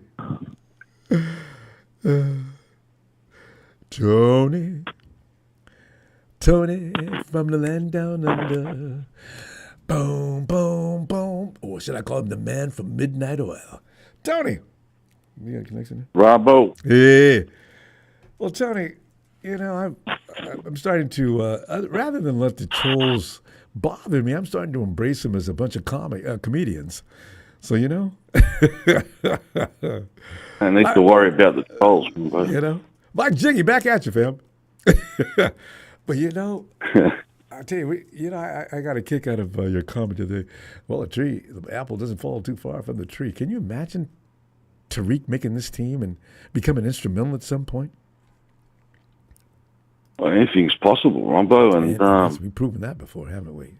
Brock Purdy, the last guy in the draft, is playing great football. Unbelievable. I mean, this whole thing about the 49ers is unbelievable. I love it. Makes them an interesting except team. for the O-line. No, they're not funny. But, we still do. We get it done with them. But we just, at the end, when we need them to really be good, they're not. And I didn't hear anything about McKivitz until just a few minutes ago. And I understand he's being destroyed in practice even still. Okay. Yep. Damn it. What did you think something was going to change? I just didn't think nothing was being said about him. I was assuming, like Mike McGlinchey. I says, guys, when we don't hear Michael McGlinchey's name during the course of a game or 2 or 3 weeks, we should be happy, embrace those moments. Say thank the Lord for that. Because that means he didn't do anything outrageous with his feet flying all up in the air with a cornerback that looks like he weighs $129 throwing him to the dirt. It made no sense. Good God, Mike McGlinchey used to piss me off. But anyway, if I didn't hear anything about McKivitz, I was assuming the same thing. I just heard about him. The Kansas City Chiefs just might get their three-peat. Oh, Tony, no, don't say things like that. And they're kind of hell-bent and determined on it, too. You can tell already they're talking about it. They're motivated by that force this year already.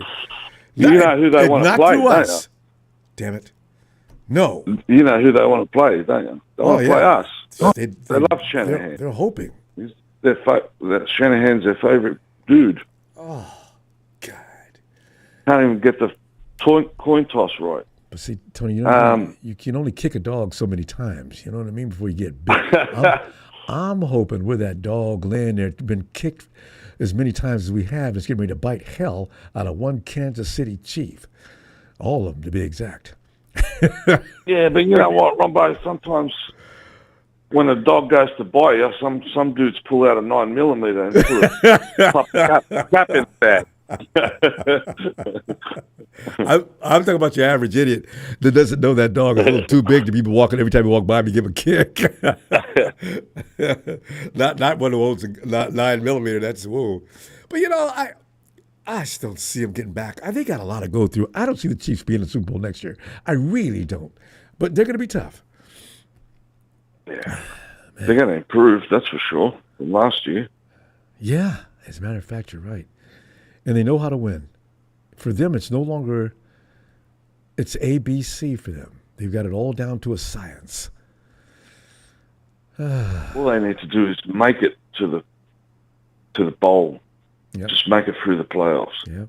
But the funny thing for me is I'm just sitting there imagining Brandon Ayuk on the sideline watching who's going to take over his job. Ricky Pearsall look awfully good today. Uh-oh. Oh, that name again, Ricky. We're never going to hear the end of his name. Ricky gets in at week 4, week 5.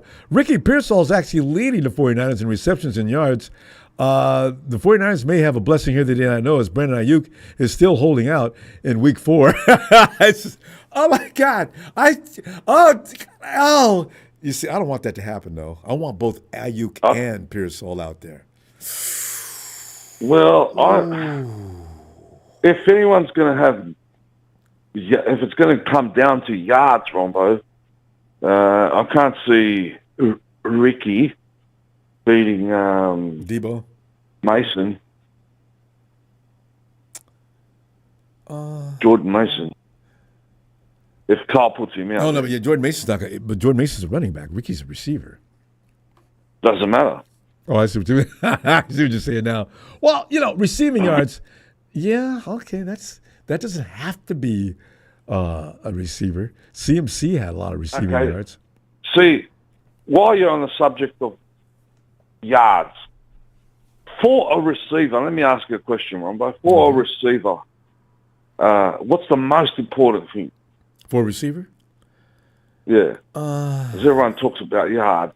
Oh, you've got 1,500 yards. You've got this many yards. That could be defined in so many different ways. I need a receiver there that can, first of all, make run routes and get open so my quarterback is not getting knocked on his ass. I need a receiver that can also block. Kyle Shanahan has talked me into that being definitely a big thing. Keep going. Yeah. Don't you think the receivers... Ricky's been dropping it too, though. There's another point. Yeah, go ahead. Because his name's Ricky. You want no, Rick change his name? I forgot about you and that. Ray, Tony does not like the name Ricky. Either Rick or Richard, but please don't be called Ricky. A grown man called Ricky gets to be a little questionable. Yeah, sounds like your mum.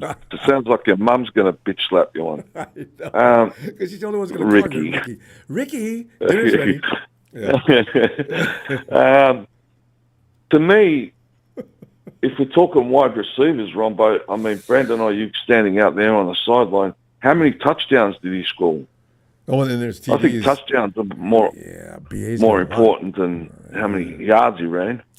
That's the absolute truth. I don't about know why I didn't 7? say that first. Yeah, getting into the end zone with that ball, absolutely. 7? How many TDs did he score? I thought he had 11. 7? Or 11? Yeah. How many did undrafted free agent over there in the Dolphins score by the name of Raheem Mostert? 21. Yeah, Mostert, but he's, you're talking about his total? Mostert he's total. over in Miami. Last year, 20 or 21 TDs. I'm not surprised at Mostert doing that. I didn't want to get rid of I was upset when he got let go. I said, you know what? We ought to find a way to keep Raheem Mostert. He's still productive. So what's Raheem getting paid? Not $30 million, that's for sure. No, he's not getting wide receiver money by any stretch of the imagination, and he seems to be quiet about that. Yeah, the Divas are going to get their money, and they're going to cry, kick, and squawk until they do. Every big deal going on in the league right now has got a receiver standing over saying, look, I'm not working out until I get my money. Yeah. You remember a little while ago, running backs were a dime a dozen a few years back, Ronbo? Yep. Everyone said, you can get a running back anywhere. Yep. Well, guess what? Receivers are becoming that way. Well, Tony, not the one that makes a difference, though. Receivers and edge rushers are almost equally needed. Both of them get those ooh from the crowd. If you got a receiver running deep downfield, he's wide open, and that ball's coming right to him, that's going to bring people up out of their seats, and that's also going to improve. Yeah, that's like so a public relations thing. If he's going to be wide open, he needs to have some speed, doesn't he? Yeah, well, you can bust ankles and get away like that too. There's a number of ways to get open like that. But yeah. With a name like Ricky. Hey, Tony, he's going to have a nickname before too long. If he's productive, they're going to come up with another name for him. I just a nickname for sure. Could you imagine in the locker room, Ronbo? Hey, Ricky. We gotta go. Our time. It's late night. I guess we're supposed. Anyway, Tony, I'll see you Friday, and we'll get on defense, and maybe we can put Ricky on defense, and he'll change his name. Oh God! All right, brother. All right. Always a shout out to everybody, and see you in the next chapter. Looking forward to it. Have a great day, Tony. Cheers. Thank you, mate. Cheers. It's Tony, man. Tony, that's gonna be a joke all year. I know. There he goes, Tony's boy Ricky. 49er Brian, thanks, fam. Love you, bro. The Rams, and yes, poor Rams. They've only got us. They could try to rub elbows with. They want to be like us. So all they can do is do what they do. Hey, Michael. Hey, Rob, how's your night going, buddy? Oh, it's going great, Michael, man. He got football officially getting kicked off tomorrow. Patrick Willis is going to get his award tomorrow. And I'm going to watch it now because I forgot about that. Yeah. Yeah, first day of August, too. Do you know what that means, guys? Yeah. First day of August, what does that mean? We're getting close to football. Yes. Niners. Yes. Yep, we're getting ready. God, this season comes around so fast for us, Michael, because we go deep in the playoffs every year, unlike a lot of teams. Yeah, like the Rams are probably saying, "Oh, this was a slow summer." I mean, they've had a long offseason, haven't they? When did they leave? December? Off with each other. Every time I remember playing basketball or golf, I don't know. Yeah, they had the long. Imagine that. The Rams got knocked out in the first round. So, it's although Michael, the thing is, our guys need more rest. That's the only thing that worries me. I hope we're still sharp. I hope we're still the same. I think we will. I think we might be a little bit better. Well, we got a lot of youngsters. I don't know if Kyle's gonna let them play. They're not hungry. Maybe they should play. They're hungry. Yeah. And for anything, because even CMC, if Jordan Mason's going to look good, and you already know Elijah Mitchell, I know what's going on with that. But anyway, if they look good, then let's let CMC lean back a little bit until about week 14. Yeah, let him relax. Let everybody have a chance at running the ball. Give everybody a shot. If you run CMC to the track, you're going to hurt him so bad. Yeah, too many. We need him for big games. Yes, we need him for big games and big yards. Yeah, we got to get these young guys in. Get Mason, Mitchell, when he gets healthy. Yeah. Get him ready. Oh, yeah. Maybe Cody Slater's going to be all that in a bag of chips. You got plenty of options out there, Kyle. Yeah, you got a lot of run. Hey, if I was Shanahan, I'd play all my cards out with the running backs. Let's all play. Well, you need a rotation of maybe 2 or 3, but not too many because you got to keep those guys in rhythm. Because running backs they need rhythm. Yeah, I know. Still. I know, but yeah. And then with the new rules now, I can't wait to see the new rules. Wait till we see the preseason with the new kickoff. These new we'll see a lot of fast guys. Maybe Mason will take some kick returns, or whoever else is. Yeah, Debo can't wait to do that. So I'm pretty sure Kyle's gonna let him do it. No, he will. Who's the other guy that's gonna do it though? Because I don't want CMC doing that. Let him rest. No, don't let CMC. I need a receiver back there anyway, so it's got to be. How about Debo? Yeah, Debo's number 1, probably. Number 1, he's like the horse. You got to lead the horse because you need hands. Number 1. Also, it seems Ronnie Bell seems to be looking better. I don't trust him. Ronnie Bell could be. Yeah, he might fumble. I'm afraid he might let one goosey goose. Ronnie, God. How about I think about the other running. The other guy's gonna be out. How about the other receiver that threw that pass to CMC? Or he's no. Oh, JJ. I hadn't thought about him. Yep. Juwan could, because Juwan's a tough guy. Hey, why would you probably just put the punter out there? He'll take out the full team. He's tough. Rugby. Oh, you're joking, but you know what? No, he might get hurt. He's the only punter we got. Because I know one can't thing. Have a backup punter. Whoops. Man, he probably knock everyone out. Guy can tackle. He take the whole sideline out. He tackles. Remember that one game I thought he was going to take out the whole team. I've seen him more than once do that, and it shocked me. But then it shouldn't shock us. Rugby league, they use technique, and they really it's gospel with them. They don't do just stupid tackles. They do it by technique and at the same time every time. Hey, really? Yeah. If you ever watch rugby football, boy, you can see it. Yeah. As big as those guys are in that league, you better be using technique because some of them Polynesians are some huge men. Michael, can you see one of them guys coming down the field? Oh, all knees is all you can see. You better have technique. Oh, my God. Right down to the ground so hard you wouldn't be able to get up. That's how bad they are. Oh, yeah. Upwards of 265 pounds and can run. Oh, like a freight train. Yeah, here he goes. I don't have to know how many points we're going to score this year. That new rule. I don't know how many points we're going to score. Kickoff? Imagine that. Kickoff, right? You think of that. Yeah. Imagine that. If we got a good team that does big kickoff, who's going to be the number 1 kickoff, for the touchdowns? Who's going to lead? Question. Who's going to be that guy? Yeah. Who's going to be the guy? Everybody's got to put that name in. Who do you think is going to be the leader? Yeah. I mean, Debo is number 1, so Debo should. Yep. Well, you would think, right? How about Cotton? How about that? Do you got that running back from Vanderbilt, the rookie we picked up, the guy we picked up in the free agent draft, and the rookie. You know that guy that's supposed to be Cody Schrader. Cody, yeah. Yeah. Cody probably never been drafted. I think he came from Wake Forest or Vanderbilt. He's one of those schools. Yeah. Remember we picked him up after the draft? Yeah, he might be looked at because they say he's getting attention in practice. Yeah. Him and Ricky pretty much getting most attention, actually. We'll see. How about T.L.'s son? How's T.L.'s son look so far? Hey, he's surprising. He's had a couple of good days. He's had a couple of TDs maybe he'll way downfield. Maybe that we need. We need that kind of guy. If for no other reason, be able to say, we got T.L. Jr. out there doing a job. You know how proud I'll be to be able to say that. I'll be proud. I'll be happy. I just want to be proud for all the former 49ers sons that are playing in the NFL. We got to wish them all luck. Their sons. T.O. Jr. You know?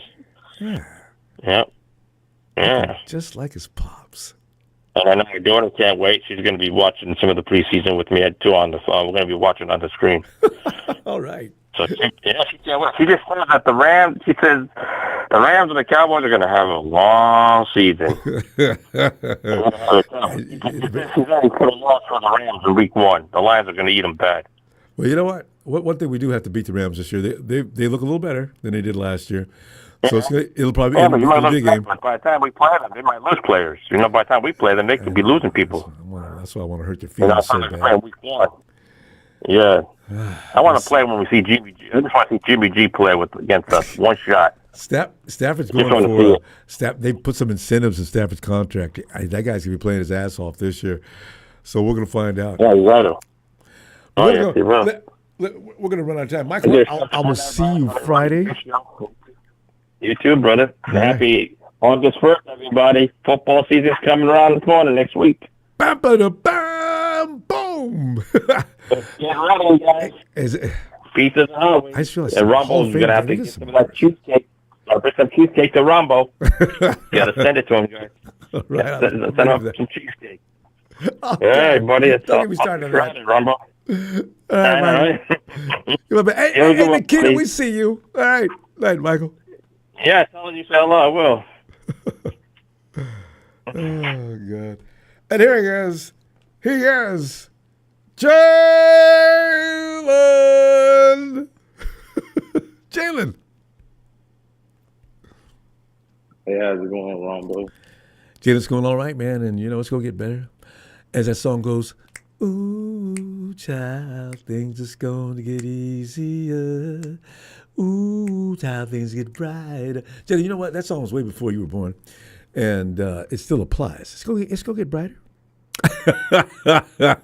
Jalen, Jalen's going to think I'm messing with him at some point. I'm not, Jalen. I want this trophy for you as soon as possible.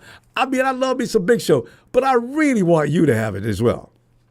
Well, that's all we'll talk about. We finally did it. If you really wanted this trophy, you would agree that Kyle Shanahan wasn't the guy for the job. I mean, the man has lost 2 Super Bowls, for crying out loud, and 2 NFC championships. Yeah. Talk about can't get it done. And he's over in Atlanta for a 3rd, but he wasn't the head coach. You'd add that in there too, you might as well. Yeah, it's a damn shame, Ronbo, isn't it? Sad? This is the year. This is it. Okay, Ronbo. Okay. This is it. I'm telling you right now. You do realize that, the wait is Ronbo, over. if it's if we don't get it done, best believe it's going to be to about 2030 till we competing for another one. Ooh, because we're losing a lot of people. You are absolutely right. The doom and gloom has arrived. I try not to think about that, but in the back of my mind, well, I know Ronbo, you're going to have to think about it. I know. You're going to have to think about it. It's going to happen. Because if we don't get it done, guess who's going to be in our chat? Rams, Seahawks. Oh, 49ers. It's been 40 years. Y'all still 40. Ooh, the 49ers, 49 years. They're saying it already. They're with their little 2 trophies. They're already saying it. They don't wait. They're shameless. They're a bunch of shameless individuals. They've got no ground to stand on, and they talk more trash than any garbage truck coming down the road at 4 or 5 o'clock in the morning. Hilarious. They got a ring, Ronbo. Recently. What you mean? Yeah, they do. They have a ring recently. I gave him credit for that. You can't take that away from them clowns, Ronbo. No, I'm just talking about, if I had 3 or 4 rings at least, I might be Ronbo, if we talking being trash. real, hold on, let's really think about it, Ronbo. Last 3 Super Bowls they went to, they 2-1. We 0-3. Yeah, they have room to talk. I'll give them credit for that. But listen, they've only got 1 in L.A. The other one had nothing to do with them. Ronbo, we should be 7-time champs right now. No, you're short on that. We should be 8 times. That Kyle Williams, boy. Oh, don't let me get started on Kyle, man. But anyway, we shouldn't because, man, and I say, and Jalen, the 49ers find ways to contribute to that cause for the other team. This is what irritates me more than anything else. I'm right with you on that. Niners, you had the game. What the hell are you doing? And why did you do that? I don't know, Ronbo. Same reason why Dak Prescott has the team in the playoffs and he always chokes. Kyle just can't get it done. He's just a choke artist. He's a choke artist, Ronbo. Some teams do that. Jalen, try to count how many teams. It ain't the team, it's the coach. Well, then it's the coach, Ronbo. It's not the team. Okay, think about the last 10 years, 10, 15 years. How many teams have won the Super Bowl and how many have not even been involved? Okay, Patrick, of course. Tom Brady. You got the Eagles involved. You got the Rams got one. There's only a few people that are going to win that Super Bowl. The Steelers, the Broncos. Broncos got one back in 2015 in Levi's, remember? Against the Panthers. Oh, they did win that game. That's right. Yeah. Yeah. The Seahawks, the Rams. The Packers. That's right. It has been within the last 15 years. The Colts. The Seahawks. Yeah. At least the Hawks went back twice and got their feelings hurt once. Yeah. Packers. Yeah. Wait, Packers didn't win anything in the last 15 years. Packers won it back in 2010, Ronbo. Okay, I said the last 10 or 15 years. I mean, that's what, 2010? That was 14 years ago. 2010. Is that when Aaron Donald, that's right, barely got in there, damn it. Okay, let me bring it down to 10 years. So funny, Jalen, you bring up Aaron Rodgers, he's getting all kind of flack for that 2010 Super Bowl and not anything since either. See, because he's supposed to be all that in a bag of chips. Yeah, but the least we can say is, damn it, when you got there, you didn't choke. Yeah. At least when you get to the big dance, you ain't stumbling over your feet, Ronbo. Agreed. If you just didn't get invited, okay, that's one thing. But damn it, if you get there and you stumbling over your feet, making a fool out of yourself, that's another. 3 times, I'm sorry. 3 times. Yeah, 3. Yeah, you 0-3? Oh, no. You're supposed to win 2 of those. If we lose a 4th. If we lose a 4th. Oh, if we get a chance to lose a 4th. Ronbo, we're going to be a laughing stock. We're going to be the laughing stock of Ronbo. We're going to be a laugh. It doesn't matter if we win a ring after that. 4 losses?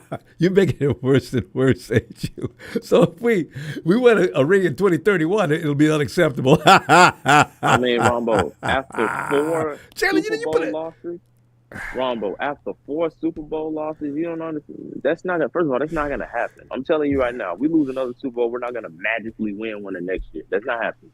No. This is the year you got to win one because we got a lot of Yes. They got to do a lot of retooling next year. This is definitely the year. This is 1,000%, and I'm so serious. If we don't get this done, Ronbo, the window's closed. It's not locked. You can still open it. You know what I'm saying? Taylor, let me ask you something here. Do you got to stop seeing the dark side of everything. You could have been. Ronbo, I've been seeing the light side of it, Ronbo. Look how. Remember how I used to come in here? Do you not remember how I used to come in here, Ronbo? I know, but you could really be Darth Vader's son right now. Because the thing is, he's like, you can't get ready to go out somewhere and predict a car breaking down or the place being closed or the lights going out in the city. You got to think ahead and keep things kind of light. Hold on, Ronbo. But if the lights don't went out in the city in this same spot once, and I done went back there again, and it done went out again, That's on me for being dumb and going back there. If I'm going outside twice with that broke down car, that's on me for trusting that car. Kyle keep going back to the big game and he can't get it done, Ronbo. He effing up. You know, I can't bring up situations with Jalen anymore. He's too messing quick. up, Ronbo. There's no Ronbo, there's no way that you can defend that Cleveland Browns game, this past Super Bowl, and that 2021 Rams NFC Championship. No, I you know what? You're right about that Rams that game. That is still a spot that really pisses me off. You know, even broke down, we still won that game. So, you know, we do find ways. We find ways. We couldn't do anything against the Eagles. The Eagles broke his arm. The Chiefs wasn't even in the Super Bowl. The Chiefs weren't even there. It was the Bengals. Come on, Ronbo. We had to beat the Rams and Jalen, just to play the fire, Bengals. Just that fire you're building. The Chiefs weren't all that last year. They were not the typical Chiefs team. If you're going to beat them, that last year was the year to beat them. This year, you're going to let them get one of the fastest guys in the league on top of Marquise Brown. I blame the Bills for that. You know, I'll never forgive them for that. But, Jalen, we're going to have to go, and it's going to get better. I'm going to continue to tell you that until it's not. Man. You know, I'll see you Friday. You be all right? All right, Ronbo. Let me get an honest shout out, Ronbo. Oh yeah. I can't see us losing for a Super Bowl, Ronbo. I can't handle that. Mentally, I can't. I know you can't. You're more durable than you even know. You're gonna be fine. All right, get ready for that, and be ready to prepare for yourself for a celebration. Night, Jalen. All right, Ronbo. See your production. Brock O'Neider says, Ronbo Show just told me he would rather have the first overall pick in Caleb Williams than win our last Super Bowl. And he said he hates Jesus. Well, is he on the phone? Big Show, where you at, fam?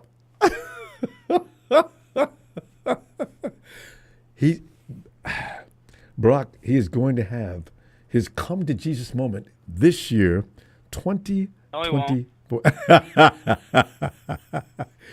can't help it. He's going to have it.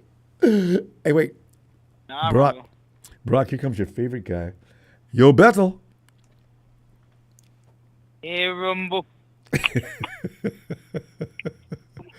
Try to copy me now. Hey, Beto. No. I haven't heard from you in a while. Did you just wake up? It sounds like you just got through nap. No. Sleep. Are you okay? Okay. Yeah. Beto, man, you know. I wasn't. Beto, you know, you remember how we used to always hear about, especially when Jimmy was with us, you hear about the INTs in practice?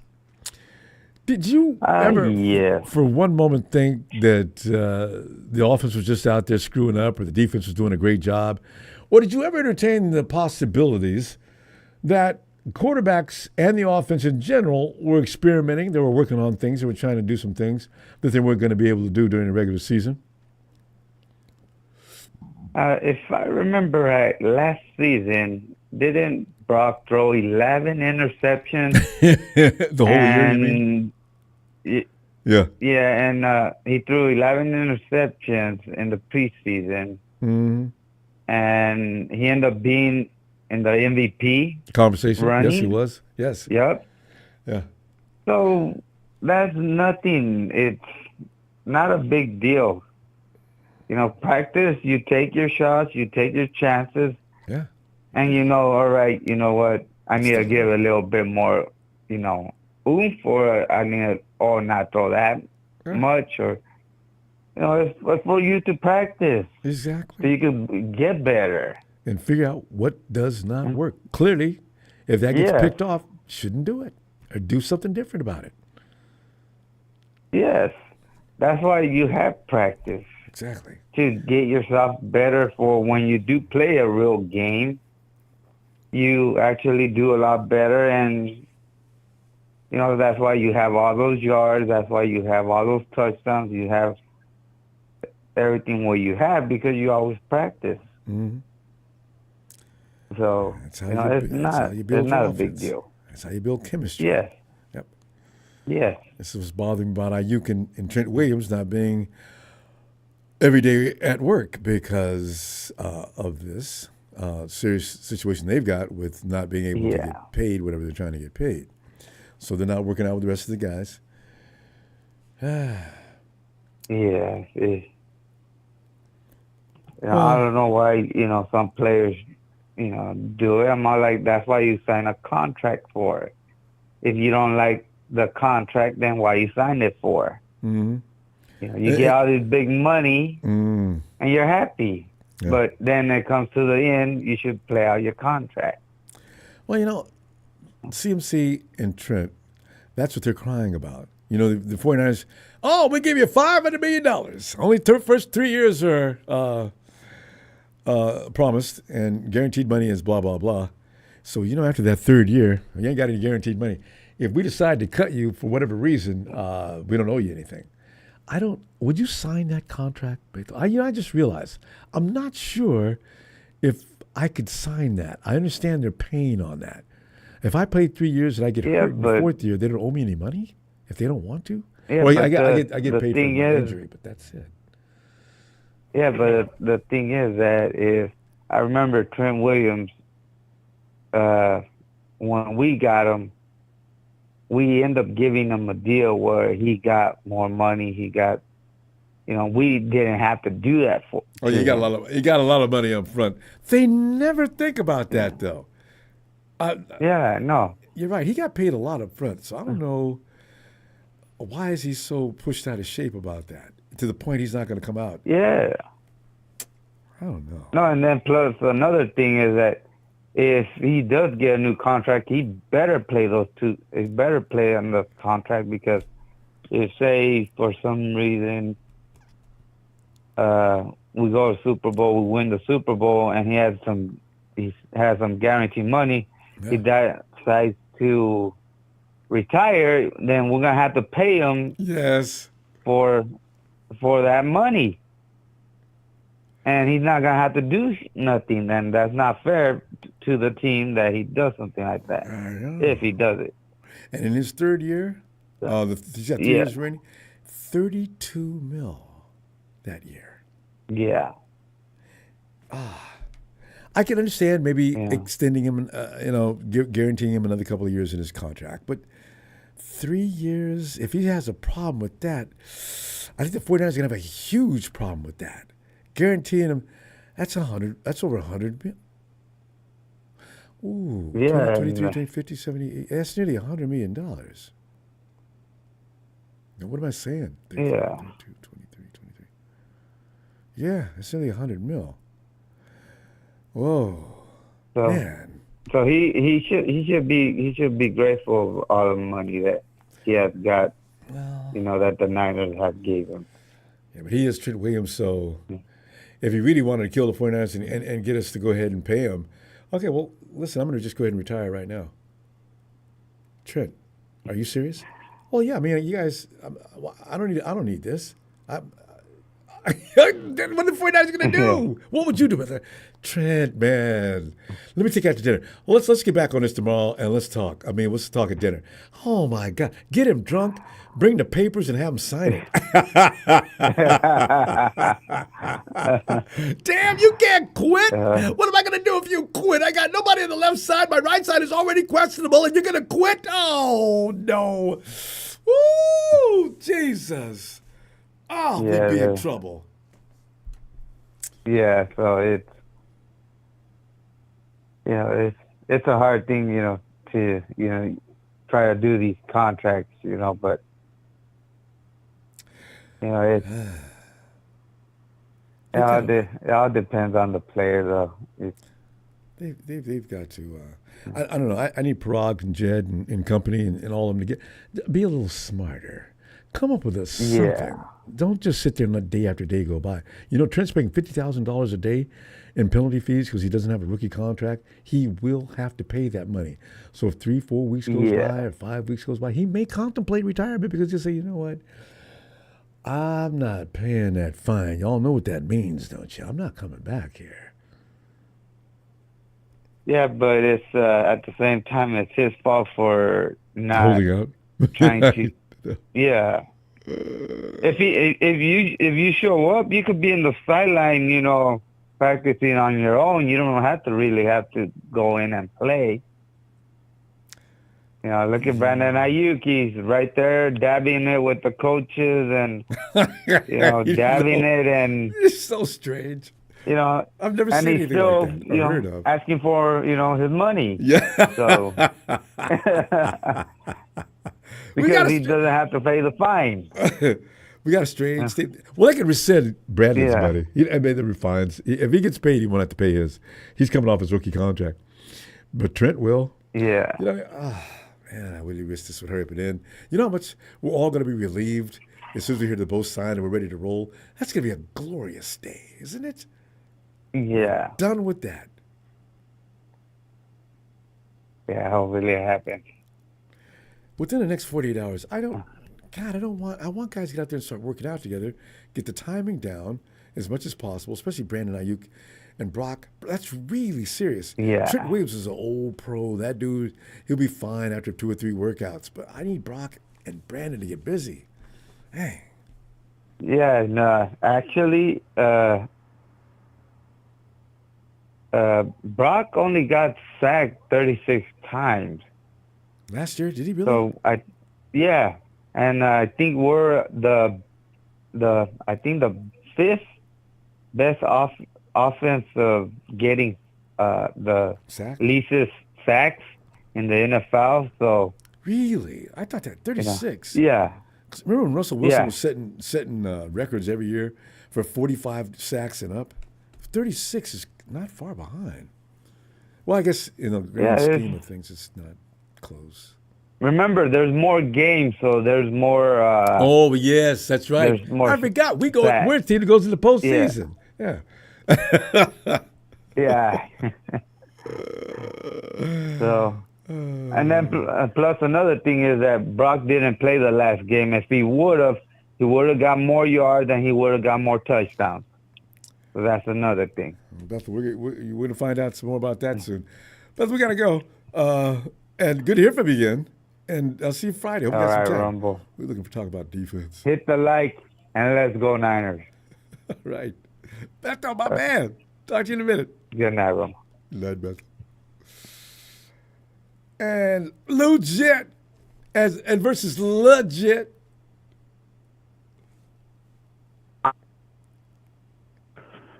What's up, Ronbo? This is legit to quit. Quit.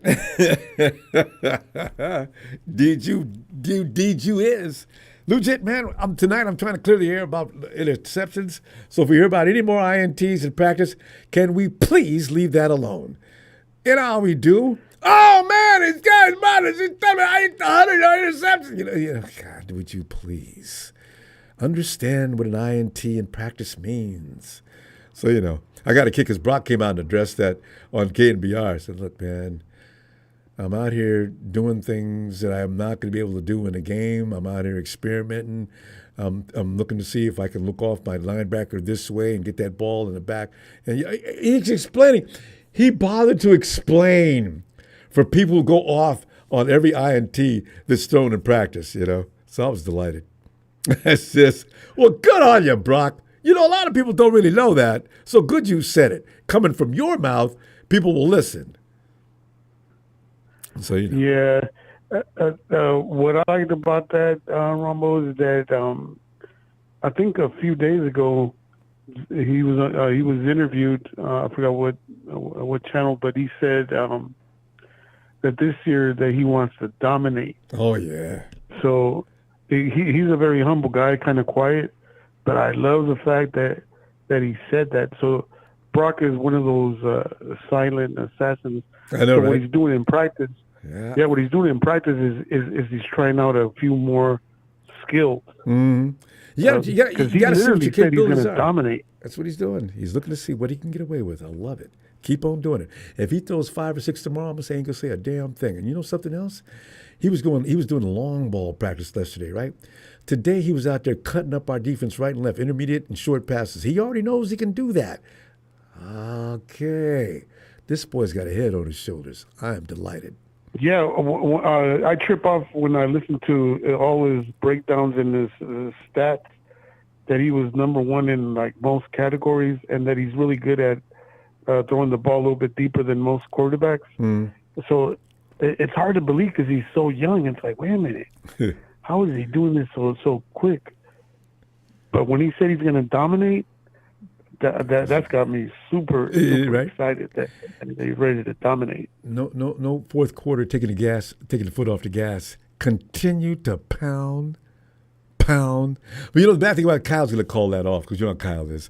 I mean, let's say it's 42 to 17 and Brock's still out there trying to assassinate on every play. Kyle's going to make him sit down because one thing you don't want is to get hurt. If he's so hell-bent on destroying the opponent, it could be – I want to think that way for 3 quarters, though, but otherwise. No, what we want is just to have that game secured early. But he's the leader. He's the quarterback. So by him, like I said, I pay close attention to what he says. And, he's usually saying that, look, I want to learn – I'm going to get better. I want to work with my teammates. Yes. He's not saying that and anymore. he really does mean it. Now what he's saying is the word dominate. I want to dominate. And I said to myself, that's exactly what you got to do now, Brock. You're not a rookie no more. You're not Mr. Irrelevant. He's ready to dominate. What Shanahan needs to do, which I'm a little bit disappointed, that's why I agree with Jalen a little bit, is that they should have focused just a tiny little bit more on the offensive line. Or there's still time. We could maybe sign somebody. Because we just need to give Brock that little extra second. Just that little extra second. You know, watch some practice film. Brock is leaping out of the pocket, doing a lot of things on his. And I know a lot of that stuff is coming from him, not Shanahan's playbook. Because Shanahan does not want his quarterback running around. He's always been that guy to stay in the pocket, navigate from there. But if you have an offensive line like we do, you need to have a quarterback that knows when to go. He knows his guys on the offensive line. Brock, get out of there. Get somewhere where you can see. You got to check down. He's floating down the sideline. There he is. Give it to him. You got it. There it is. Touchdown 49ers. I want that to be the case. Yeah, see, but if Shanahan likes his quarterbacks to be in the pocket, he loves that. He needs to have an offensive line that creates the pocket. And thank you. I think that I think he might have just overanalyzed things, and he started focusing on other part. And the Super Bowl and the games that we lost, it was just that extra second that the offensive line needed to block. So. We're right now. We're at the beginning of August tomorrow. Mm-hmm. We need to look to see if there's someone out there that could help out the offensive line just a little bit. Well, the thing is, you can't really. At this point, if you're a good offensive lineman, you have already been picked up. In fact, you were picked up a month ago. There's no such thing as good offensive lineman just floating around. At this point in the year, that's true. Whatever you got, you gotta hope it gets better. Or maybe it's an internal thing, Rumble. Maybe the offensive line coach. You heard what Chris Forrester said, right? Find a way to get the most out of him. Yeah, he's working with Purdy. I understand he got Purdy straight on a few things today. Purdy's probably gonna be the starting right guard. Yeah, I did hear good things about him. I heard he was going head up with some of the veterans, and that he was defensive lineman holding up pretty good. Yeah, and you know when you say that about our defensive linemen, if you're doing pretty good against the 49ers defensive linemen, you really are made out of the right stuff. You came to the right stuff, kid. Let me give you more attention. Because if you can do that against our guys, you'll be fine throughout the rest of the league. There's a couple of guys, there's J.J. Watt. There's that dude over in Cleveland. I don't even like to call his name. He makes me so mad. God, he's the one who killed us that game. Poor Trent Williams had a bad ankle, and I was man, that dude is hard to stop on a good ankle. So Yeah, and then the other part, Ronbo, I just want the fans. Again, I've said this when I called in the past. I just want the fans that are at the stadium to get loud. And if anybody that's listening right now has relatives or friends that go to the game, season tickets, tell them to know how to yell and cheer at the right time. You know, we need that energy. People don't understand that it's like a collective thing. The fans, the coaches, the players, the locker room, Ronbo Sports, a podcast, all of us have to be on the same wavelength to get that energy going. So please, whoever's listening out there, if you have anybody that's going to the game, please know how to cheer. Don't walk around and just act like there's no game going on. Levi's got really noisy. I remember, that year before COVID, before that COVID year, it was loud in there. So people who went to the game was talking about, man, Levi's is lit. So I think the inspiration will be there. Like I said, I've been to tons of games, and the majority of the games where it was loud, it really does play a role in the way that the opposing team gets rattled up. Team. Yeah, especially when they're on offense.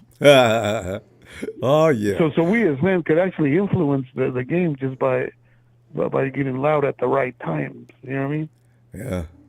Well, we should be ready for it this year. We've had enough practice. We've had a good team for a long time. They got to know how to act. They're part of the team. So on those game days, they're a part of the machine. Play your role. Heck yeah. Yeah, so we got to get pumped up and send the good vibes out there. But, man, I'm excited that, practice is going, pretty good, and preseason is going to start. And I just want to see how we're gelling together. But let's get it going. Let's get it going, Ronbo. Let's get this thing going. I agree with you. I do. Tell you what, let's break down. I'll see you Friday, and let's get back on this. Okay, no problem, Ronbo, man. Take care of yourself. Everybody out there, man. I hope you're enjoying this night, and I hope everybody has a great night. And let's send the good energy out there, and we're going to do it this year, man. So take care, everyone, and I'll talk to you guys on Friday. Looking forward to it, Lieutenant. All right, man. Okay, man. All right. Good night, man. All right. God, every time. Young Montana, change your name back to Ramillia, man. You are really just disgusting when your name Young Montana just really sets me on fire. Go back to Ramillia Sport. You can be fake Ramillia. Because the things you say, let you be Ramillia. That way, hating you is a lot more comfortable. You know what I'm saying? Oh, God. Hey, JJ! What, Ronbo? What do you want? Listen, last time I delivered that pizza, you didn't pay me for it, and you said next time I come back, you'd have the money ready. I'm ready for that. You don't pay your child support. What are you talking about? Somebody don't know anything but a deadbeat daddy. But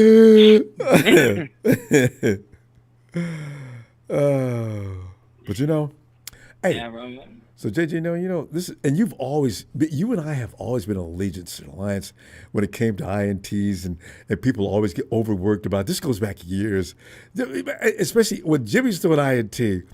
He could throw 2 in practice, and people would act like the end of the world was coming, right?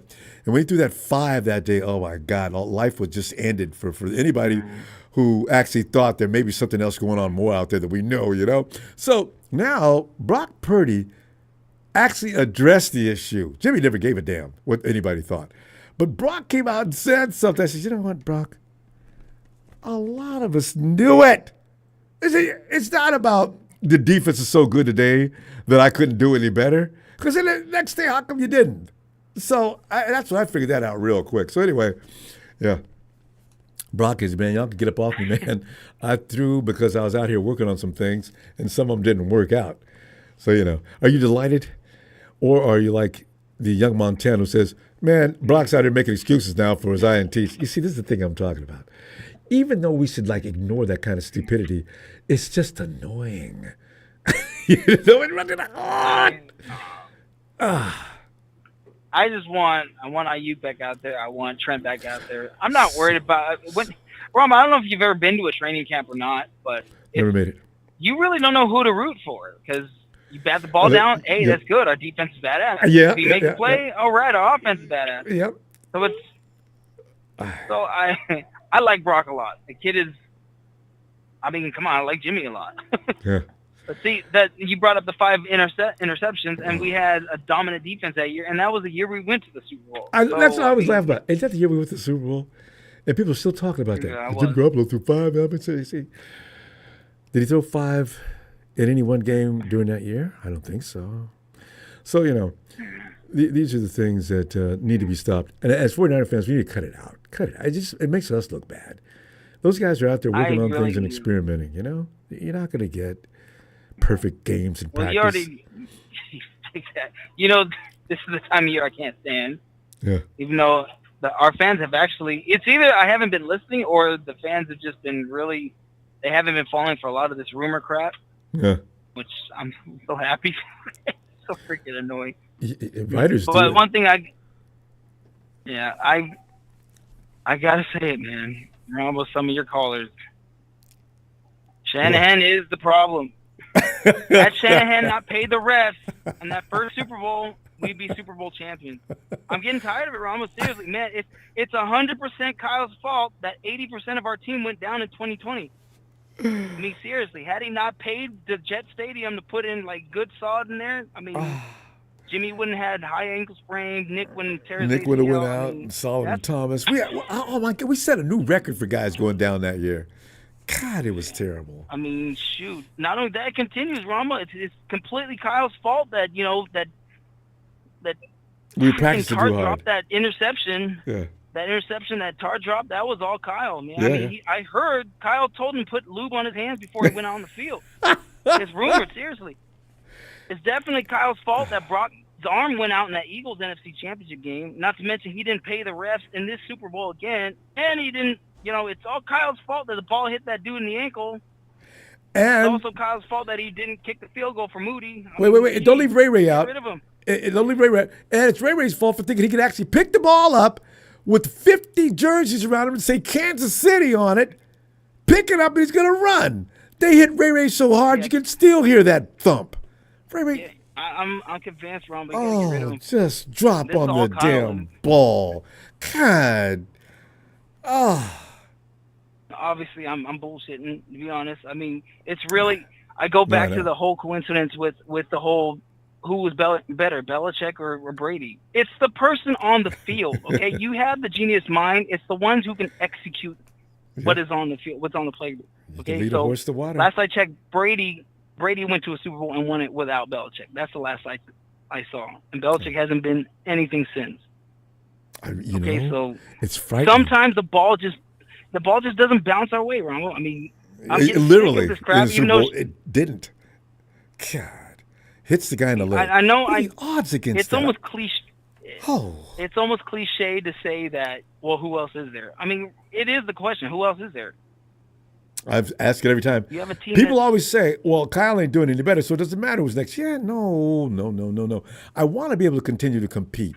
If Shannon's going to make it possible so I can continue to compete, and him and John Lynch have built a good team, JJ, and most people should be able to agree with that. They got the personnel in place. They're doing everything you got to do. But when it comes to game time, the players have to determine that game. The coach has already set them up and told them what they needed to know, and all the tools they needed, they got them on the field with them. If they screw up, I give that 90% their fault. I really do. I mean, when Jimmy was there, who was they blaming? They were blaming the player. Oh, yeah. They weren't blaming Shanahan. I told you this as soon as Jimmy left. Okay, so now Jimmy's not going to be blamed for every last thing that's wrong with his team. They've only got one other place to go. And sure enough, yeah, it's your fault, Kyle. But, see, I mean, it's so predictable. I mean, I'm not one who believes in this nonsense, Ronald, but, I mean, it could be that our team's just cursed. Really, but it could be. Because the ball just does not bounce our way. It does. How the hell did you lose that? Why did overtime? First of all, going to overtime was ridiculous. And how does Dre Greenlaw is doing an absolute number on Travis Kelce? And then he runs off the field. He pulls he tears his Achilles. Really? How the bleep? And not to mention, Rumble, not Not a single holding call was called on them again. And on the Chiefs, not another. And Kelsey got busy. 4 Super Bowls. And we got the same ref that got us last time. We get Bill Vinovich. Was that by design? Why hasn't Vinovich? Has he reffed any other Super Bowl since then? Why? He doesn't recognize holding calls. Yeah, I mean, I don't like to be the downer, but it's just, I hate stupidity, Ron. I can't stand when people say stupid shit. I'm sorry, but you had the ball bounce the wrong way, and it's the coach's his fault for 7 years? I know. I mean, that's. You know what? I don't know where we'd be if there without is somebody better. We'll be dog shit, Ronbo. I know, right? As good as this team is. You wouldn't have drafted these same people. Hey, that's the thing, JJ. This in a parallel universe somewhere. If Shannon's not there, I want to see that football team, because the thing is, John and Kyle picked these players, the scouts and everybody else. They got this together. This is their team. They built it. Okay, we had somebody else. Would he build that same kind of a team?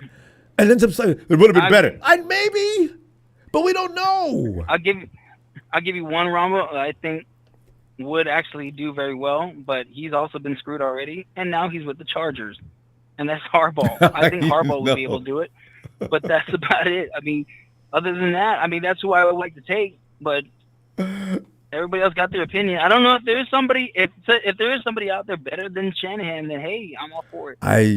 All of us are. I said the say, same thing with Jimmy. If Lance was better than Jimmy, I would say I'm on board. Let's go. But and you remember even Shanahan said if it was going to make the team better, I'd even trade me. I really enjoyed that. I really started liking Kyle then. He's serious. He'll do anything to make the team better. Get rid of me. JJ, we're gonna go. We're having too much fun again. Let me. I'll see him Friday. This ain't fun, Ronbo. Yeah, we don't see JJ unless it's football season. JJ's gotten here a little earlier. But yeah, and I know. Either that or I hear some shit that pisses me off. I know, right? Well, show doesn't love Jesus, Ronbo. Come on, I've tried. I've heard him singing though in the background before he answered the phone. He didn't know I could hear him singing. Let my people go. No, Roman, knock it off. I've talked to him. He doesn't want to hear it. I'll see you Friday. I hope. I'm looking forward to it. You're a laugh a minute. All right, bud. Pay your child support. All right. I will as soon as possible. Checks in the mail. You said that last time. All right, bye. Tony ATL. Get in here, Tony. Ronbo, good evening, and I'm sorry I missed you the other night. Yeah, did you hear me calling you? You knew about that, huh? Yeah. For a second. Yeah, we was trying to. Yes, sir. What were you doing? Did you say you took a nap? No. I had went downstairs for something. Oh, okay. Because I was to say, because as hard as you be working in that chat, I can't imagine that. Tony, you're a lightning rod in that chat, man. You get like. Oh, Ronbo. Ronbo was funny tonight. I think we ran Ramoya out the chat. He might be back in now. I'm just coming back. But, he ran him out. Him and that was Young Montana. Brian don't like each other. That was Young Montana. Yeah, he just changed his name back to Young Montana. That was him the whole time. Oh yeah, 49er Brian said something. He said, "Where's Ramoya? Young Montana here." I put in the chat they're lovers with laughter emojis. and Chris Hansen's always trying to get on my nerves. Production told me to stop asking about him because he's just one of them things. You know, he says things like, "Well, how did he say the last one?" I was going to point him out then. He said the Rams. Man, the fact of the matter is the Rams own us. That's not Chris Hansen. And Hannah Montana, though I don't know you much, Hannah Montana, I'm not going to call you what you're saying. I'm going to call you Hannah Montana. I love my team more than the Niners. It's just that the Niner fans, they respect me and I respect them. You can learn a little bit about respect, Hannah Montana. No, he's not. Hey, Ronbo, to answer your question, you wanted to know about Frank Darby, who y'all picked up, who drafted 4 years ago. Okay. Ronbo, he never got a chance. Ronbo, he can catch the deep ball, but on the regular routes, he needs work. I don't know what it is about regular normal routes. If you go on YouTube to Frank Darby at Arizona State, he played with, remember Herman Edwards? Yeah. Herman Edwards was the coach at Arizona State. He did good at Arizona State. And hey, isn't Herm still? Herm's not still. That's right. He's in the booth now. Herm's not still coaching at Arizona, is he? No, Arizona State. He's back with ESPN. Yeah, he's always him and Stephen A. Smith are always cutting it up. Yeah, okay, but yeah. Frank Darby has high energy. He's always bright and upbeat. And Ronbo, he catches the deep ball really well. Okay, but you say he has issues with the shorter routes? Shorter routes, the outs, post corners. I don't know what it is about that, but in college he did good. But in the NFL, what I think it is, I think Dan Quinn them, and then later Arthur Smith, I don't think they gave him a chance. We drafted him in the 6th round. He's like about 5'11", 6 feet. The guy got some wheels, Ronbo. He can run, but he catches the deep ball really well. See that? Also, it's about the defense. You know, in traffic, 5'11", how much does he weigh? I can't remember. He does it. It's like about 195. Yeah, you know, 198, something like that. Yeah, he got snake bit maybe because if he was doing all right in college and got to the pros and all of a sudden wasn't as effective in the interior routes, yeah. So he's a good special teams player, though. That's why he lasted as long as he did with us. Oh, okay. He's always like the first or second guy down on special teams. All right. Hustle. Got to have That's that. what we use him for. Especially if you're fast. Yeah. And the only time we played him in the game, and I'm going to go and say it, I think Texas boy gone, the game when Dallas routed us 43-3, he came in late in the game and had 4 catches on a drive. That's the only time he ever played with us. On the field that wasn't special. Texas boy. Garbage time. Yeah, Texas boy, when he left, he got so upset when I said Brock, Dak, and also, what's his name, Cousins, run the same tier. And I saw him, big old capital letters. Oh, man, we played Minnesota. Dak dominated us. Yeah, okay. But, you know, was it Dak dominating or was it defense dominating? You know, because Dak. And see, Texas boy is a big hypocrite. You and I have talked about this before. Okay, he's always putting up stats and this and that. But then when I ask him to put up stats about that playoff game, he won't do it. No, exactly. Get those. And he usually leaves as soon as you ask him that question, I notice. I've seen that. How many pitches did Dak throw in that playoff game? Was it the defense's fault? Oh, y'all were down 27-0 before you even scored. And all this was what? In your own house? You know? So Dak that's throw a why. pick 6 in that game? Yes or no? And Tony, that's the thing. This is the argument now is, now Dak's going to get paid at some point, and he's going to get paid more than everybody in the NFL for a few minutes, right? So this is the thing. People say this, Ronbo, why? Why that's the question is, you know, why can't we go on merits instead of just because you're the next man up? You know, the standard's been set here, the standard's been set there. And somebody said about Trevor Lawrence is because he's as bad as he's going to be. He's only got upside from here. That's the argument for Trevor Lawrence? That you paid him like that? That screwed up every other owner in the league that's got a decent quarterback? Because if you have a quarterback worth keeping, you have to pay him. I said, oh, man, that's frightening. Well, look at how the Giants have regretted paying Daniel Jones $40 million. Miami is going to regret paying Tua all that money because he's got the weapons. Watch what I tell you. They're going to regret that. Tua is not worth all that, Ronbo. I know. Tua's not worth that. Yeah.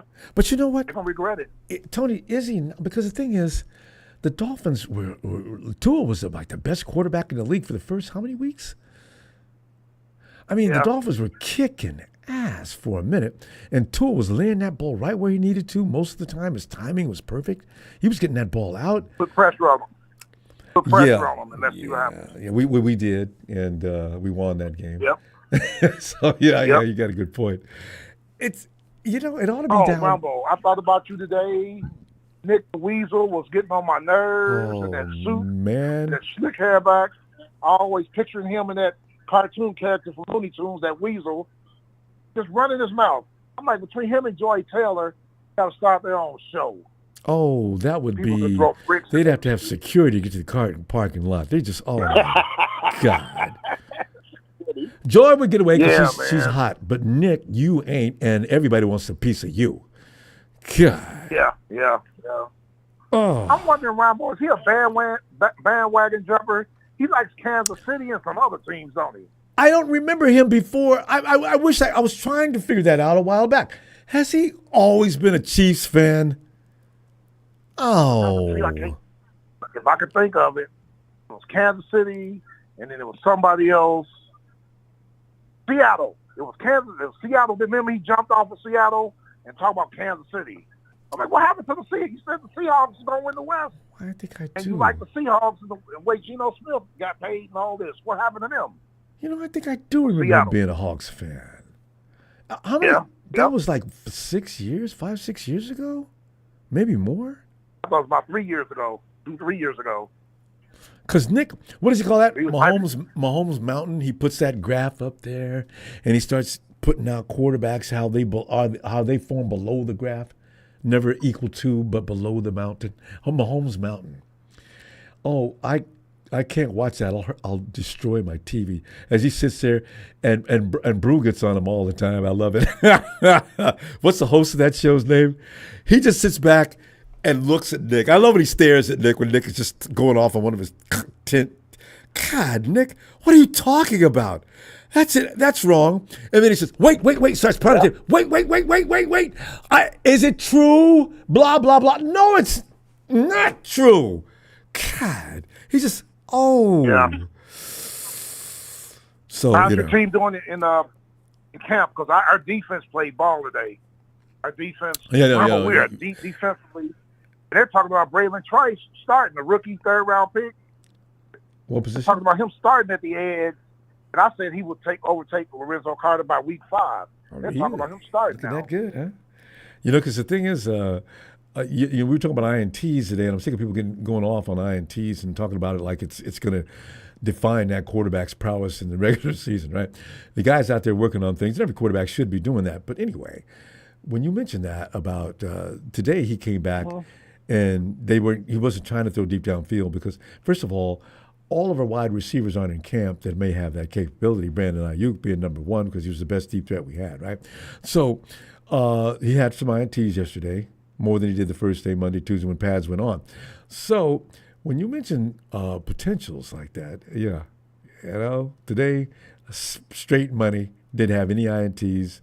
Oh, wait, my favorite. He had one that should have been an INT. Well, he didn't, so sorry. You don't get credit for that one. And, So, do you remember the wide receiver the Steelers drafted? I can't tell you the year, 2018, 19, 20. Remember James Washington out of Oklahoma State? He won the Biletnikoff Award. Yeah. To never get on the field. Then he balled when some injuries happened. And then he left, went to Dallas, got hurt. But we picked James Washington up yesterday. He had a pretty good camp today. I don't know if he's going to make it. When's the last time James played? He got hurt when? He got hurt last year, so he played in 2022. He got hurt with Dallas. He signed with Dallas as a free agent last year. Okay. That was the last time he played? Because that name, that's a famous football player name anyway, but I'm trying to remember. Don't I remember this He guy? won number 13 with the Steelers. Number 13 with the Steelers. Okay. And why'd they get rid of him? He had like 700. His contract was up. He played out his rookie contract and he was free. And the Steelers, they didn't re-sign him, so he went to Dallas. And they make a mistake because the Steelers didn't have a quarterback worth a damn 3 years ago. What's his name left? What year? The big guy. Frank Darby? No, I'm talking about the quarterback in Pittsburgh. Roethlisberger retired after 2022. Okay. Was Washington there then? No. Yeah. See. Yes, he was. That was his last year there too. Yeah. Oh, okay. But then didn't he still have 700-yard season. Yeah. Didn't he still have AB? He still had his guys. Yeah, when James Washington was there, AB was there. That's why he couldn't get on the field. And was AB and Juju Smith. Juju, was there too. Yeah. So he's going to be the third guy. So yeah. I think he's overrated, Rob. I think He had that one good year under Roethlisberger and them, and then to me, he did nothing. He did nothing in Kansas City. He did nothing in New England. Schuster, Yeah. he had that 1 year. It comes down to sometimes the quarterback, and he's a classic example of that. A lot of receivers are going to make a quarterback good, but no, Schuster was, But Stephon Diggs is making me laugh now because, he's over there with CJ, right? So they're saying Stephon's just tearing ass. Who was the star last year, wide receiver for the Houston team? They had a couple of them. Well, one guy got like one guy got hurt too. One guy, the best guy, got 70% of the snaps, and the rest of the unit got the remaining snaps, right? So now you got Stephon over there. They say Stephon's just raising hell over there now already. He's just tearing Nico Collins and Tank Dell. Yeah. One of the Nico Collins. Okay, but what do you do with the guy that was doing a job last year? Stephon is going to demand the ball, or else he's going to do what he does. He's going to get mad, right? Can you not? I can't imagine what's going to happen now, because that could ruin that team.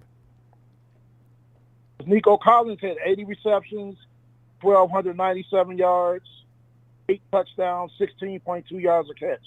That's going to get cut. Nico Collins. That's going to get cut. That's going to get cut down. Yep. Stephon's going to have the ball. Just last year, Stephon knows he's going to be there for 3 wide receiver, 1 tight end, 1 back offense. Yeah, and Stephon Diggs knows he's only going to be there 1 year. Tank Dell had 47 receptions, 709 yards, and 7 touchdowns. Yeah. So that's them 2 and Diggs are the 3 receivers. Yep. And the guy who was doing the number last year, he ain't going to get nearly as many receptions as he did last year. So it's going to be interesting to see how they work that out. Yeah, Nico Collins. Yeah, he's Nico or Miko. Yep. Yeah, he's not going to Nico in. Oh, like what's his name? That martial artist. He played the name of Nico. But anyway, now I can't wait to see how they're going to ante up those shots. Yeah, because remember, they had 3 wide receivers, 1 tight end. The tight end was the free agent they picked up from Dallas, Dalton Schultz. Yep. He had 59 catches for 635 yards and 5 touchdowns. CJ's got some weapons. So that's a lot of production for those 3 guys. D'Amico gets that team to get all the way to the promised land and beat up on Mahomes. Like I'm thinking he might be able to. It's gonna be interesting to see how that develops. Tony, we got to pull up though. Don't forget they got Joe Mixon. I know. Joe Mixon. They got a running game. Yep. Hey. Yep. They got a nice offensive line. 3 former first-round picks, including Larry Tunsil, who's for 3 straight years on the Pro Bowl. This is making Trent Williams mad because he's getting paid more than Trent. Man, y'all got to get that. Y'all got to get that taken care of. It's preseason now. Starting next weekend is the first games to get this taken care of. You got about 3 weeks to get this. Give him another 2 years guaranteed money, Niners. It's not asking too much. Not for him, it's not. He just got to nominate. Exactly. He's put on Madden's 99 again. Come on. We got to go, though. And I heard you talk. Go ahead, sir. I was going to say we got to pull up. We got to go. I heard you guys talking about. Okay, yeah. So we'll talk on Friday. I want to know your thoughts about your running back room. You and Ellis was talking about who's going to stay, who's on the bubble, because Ronbo, I'm going to keep Schrader. He's staying. I heard. He's turning heads in camp already. So, yeah. Him and Ricky. Yep. So. Wait till you see him play. I can't wait. All right. Always a pleasure, Tony. I'll see you Friday, all right? Looking forward to seeing Stetson Bennett in preseason again. Romalia, so you can throw some more picks. Yeah. Stets. Go Stets. Go Stets. I'll see you Friday. All right. Night, Tony. Take care, sir. You too. Oh, God. I love it, man. Rudy made a damn fool of himself so bad last year. Come running in there and talk about, oh, you guys got Mr. Irrelevant. Well, I got Stetson Bennett Jr., and they say he's a steal in the draft. Man, who is they? You. Woo! Ric Flair. Woo! Hey, thank you for the contribution tonight, fam. Always appreciated. And please don't forget to subscribe. We want to let you know when we're looking for you. Get on in there and get on that phone and let's talk some 49ers football. I'll see you Friday and try to get in early so people can stop saying things like, oh, man, Ronbo's late. And Jimmy Bull, was that borderline racist? Okay, never mind. I just see you guys Friday. I know Jimmy Bull was a little weird. But anyway, I'll see you Friday. Have a good night.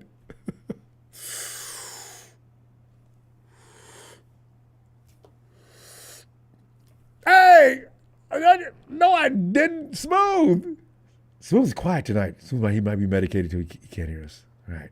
Smooth, sleep tight. Sleep tight, babe. Niners!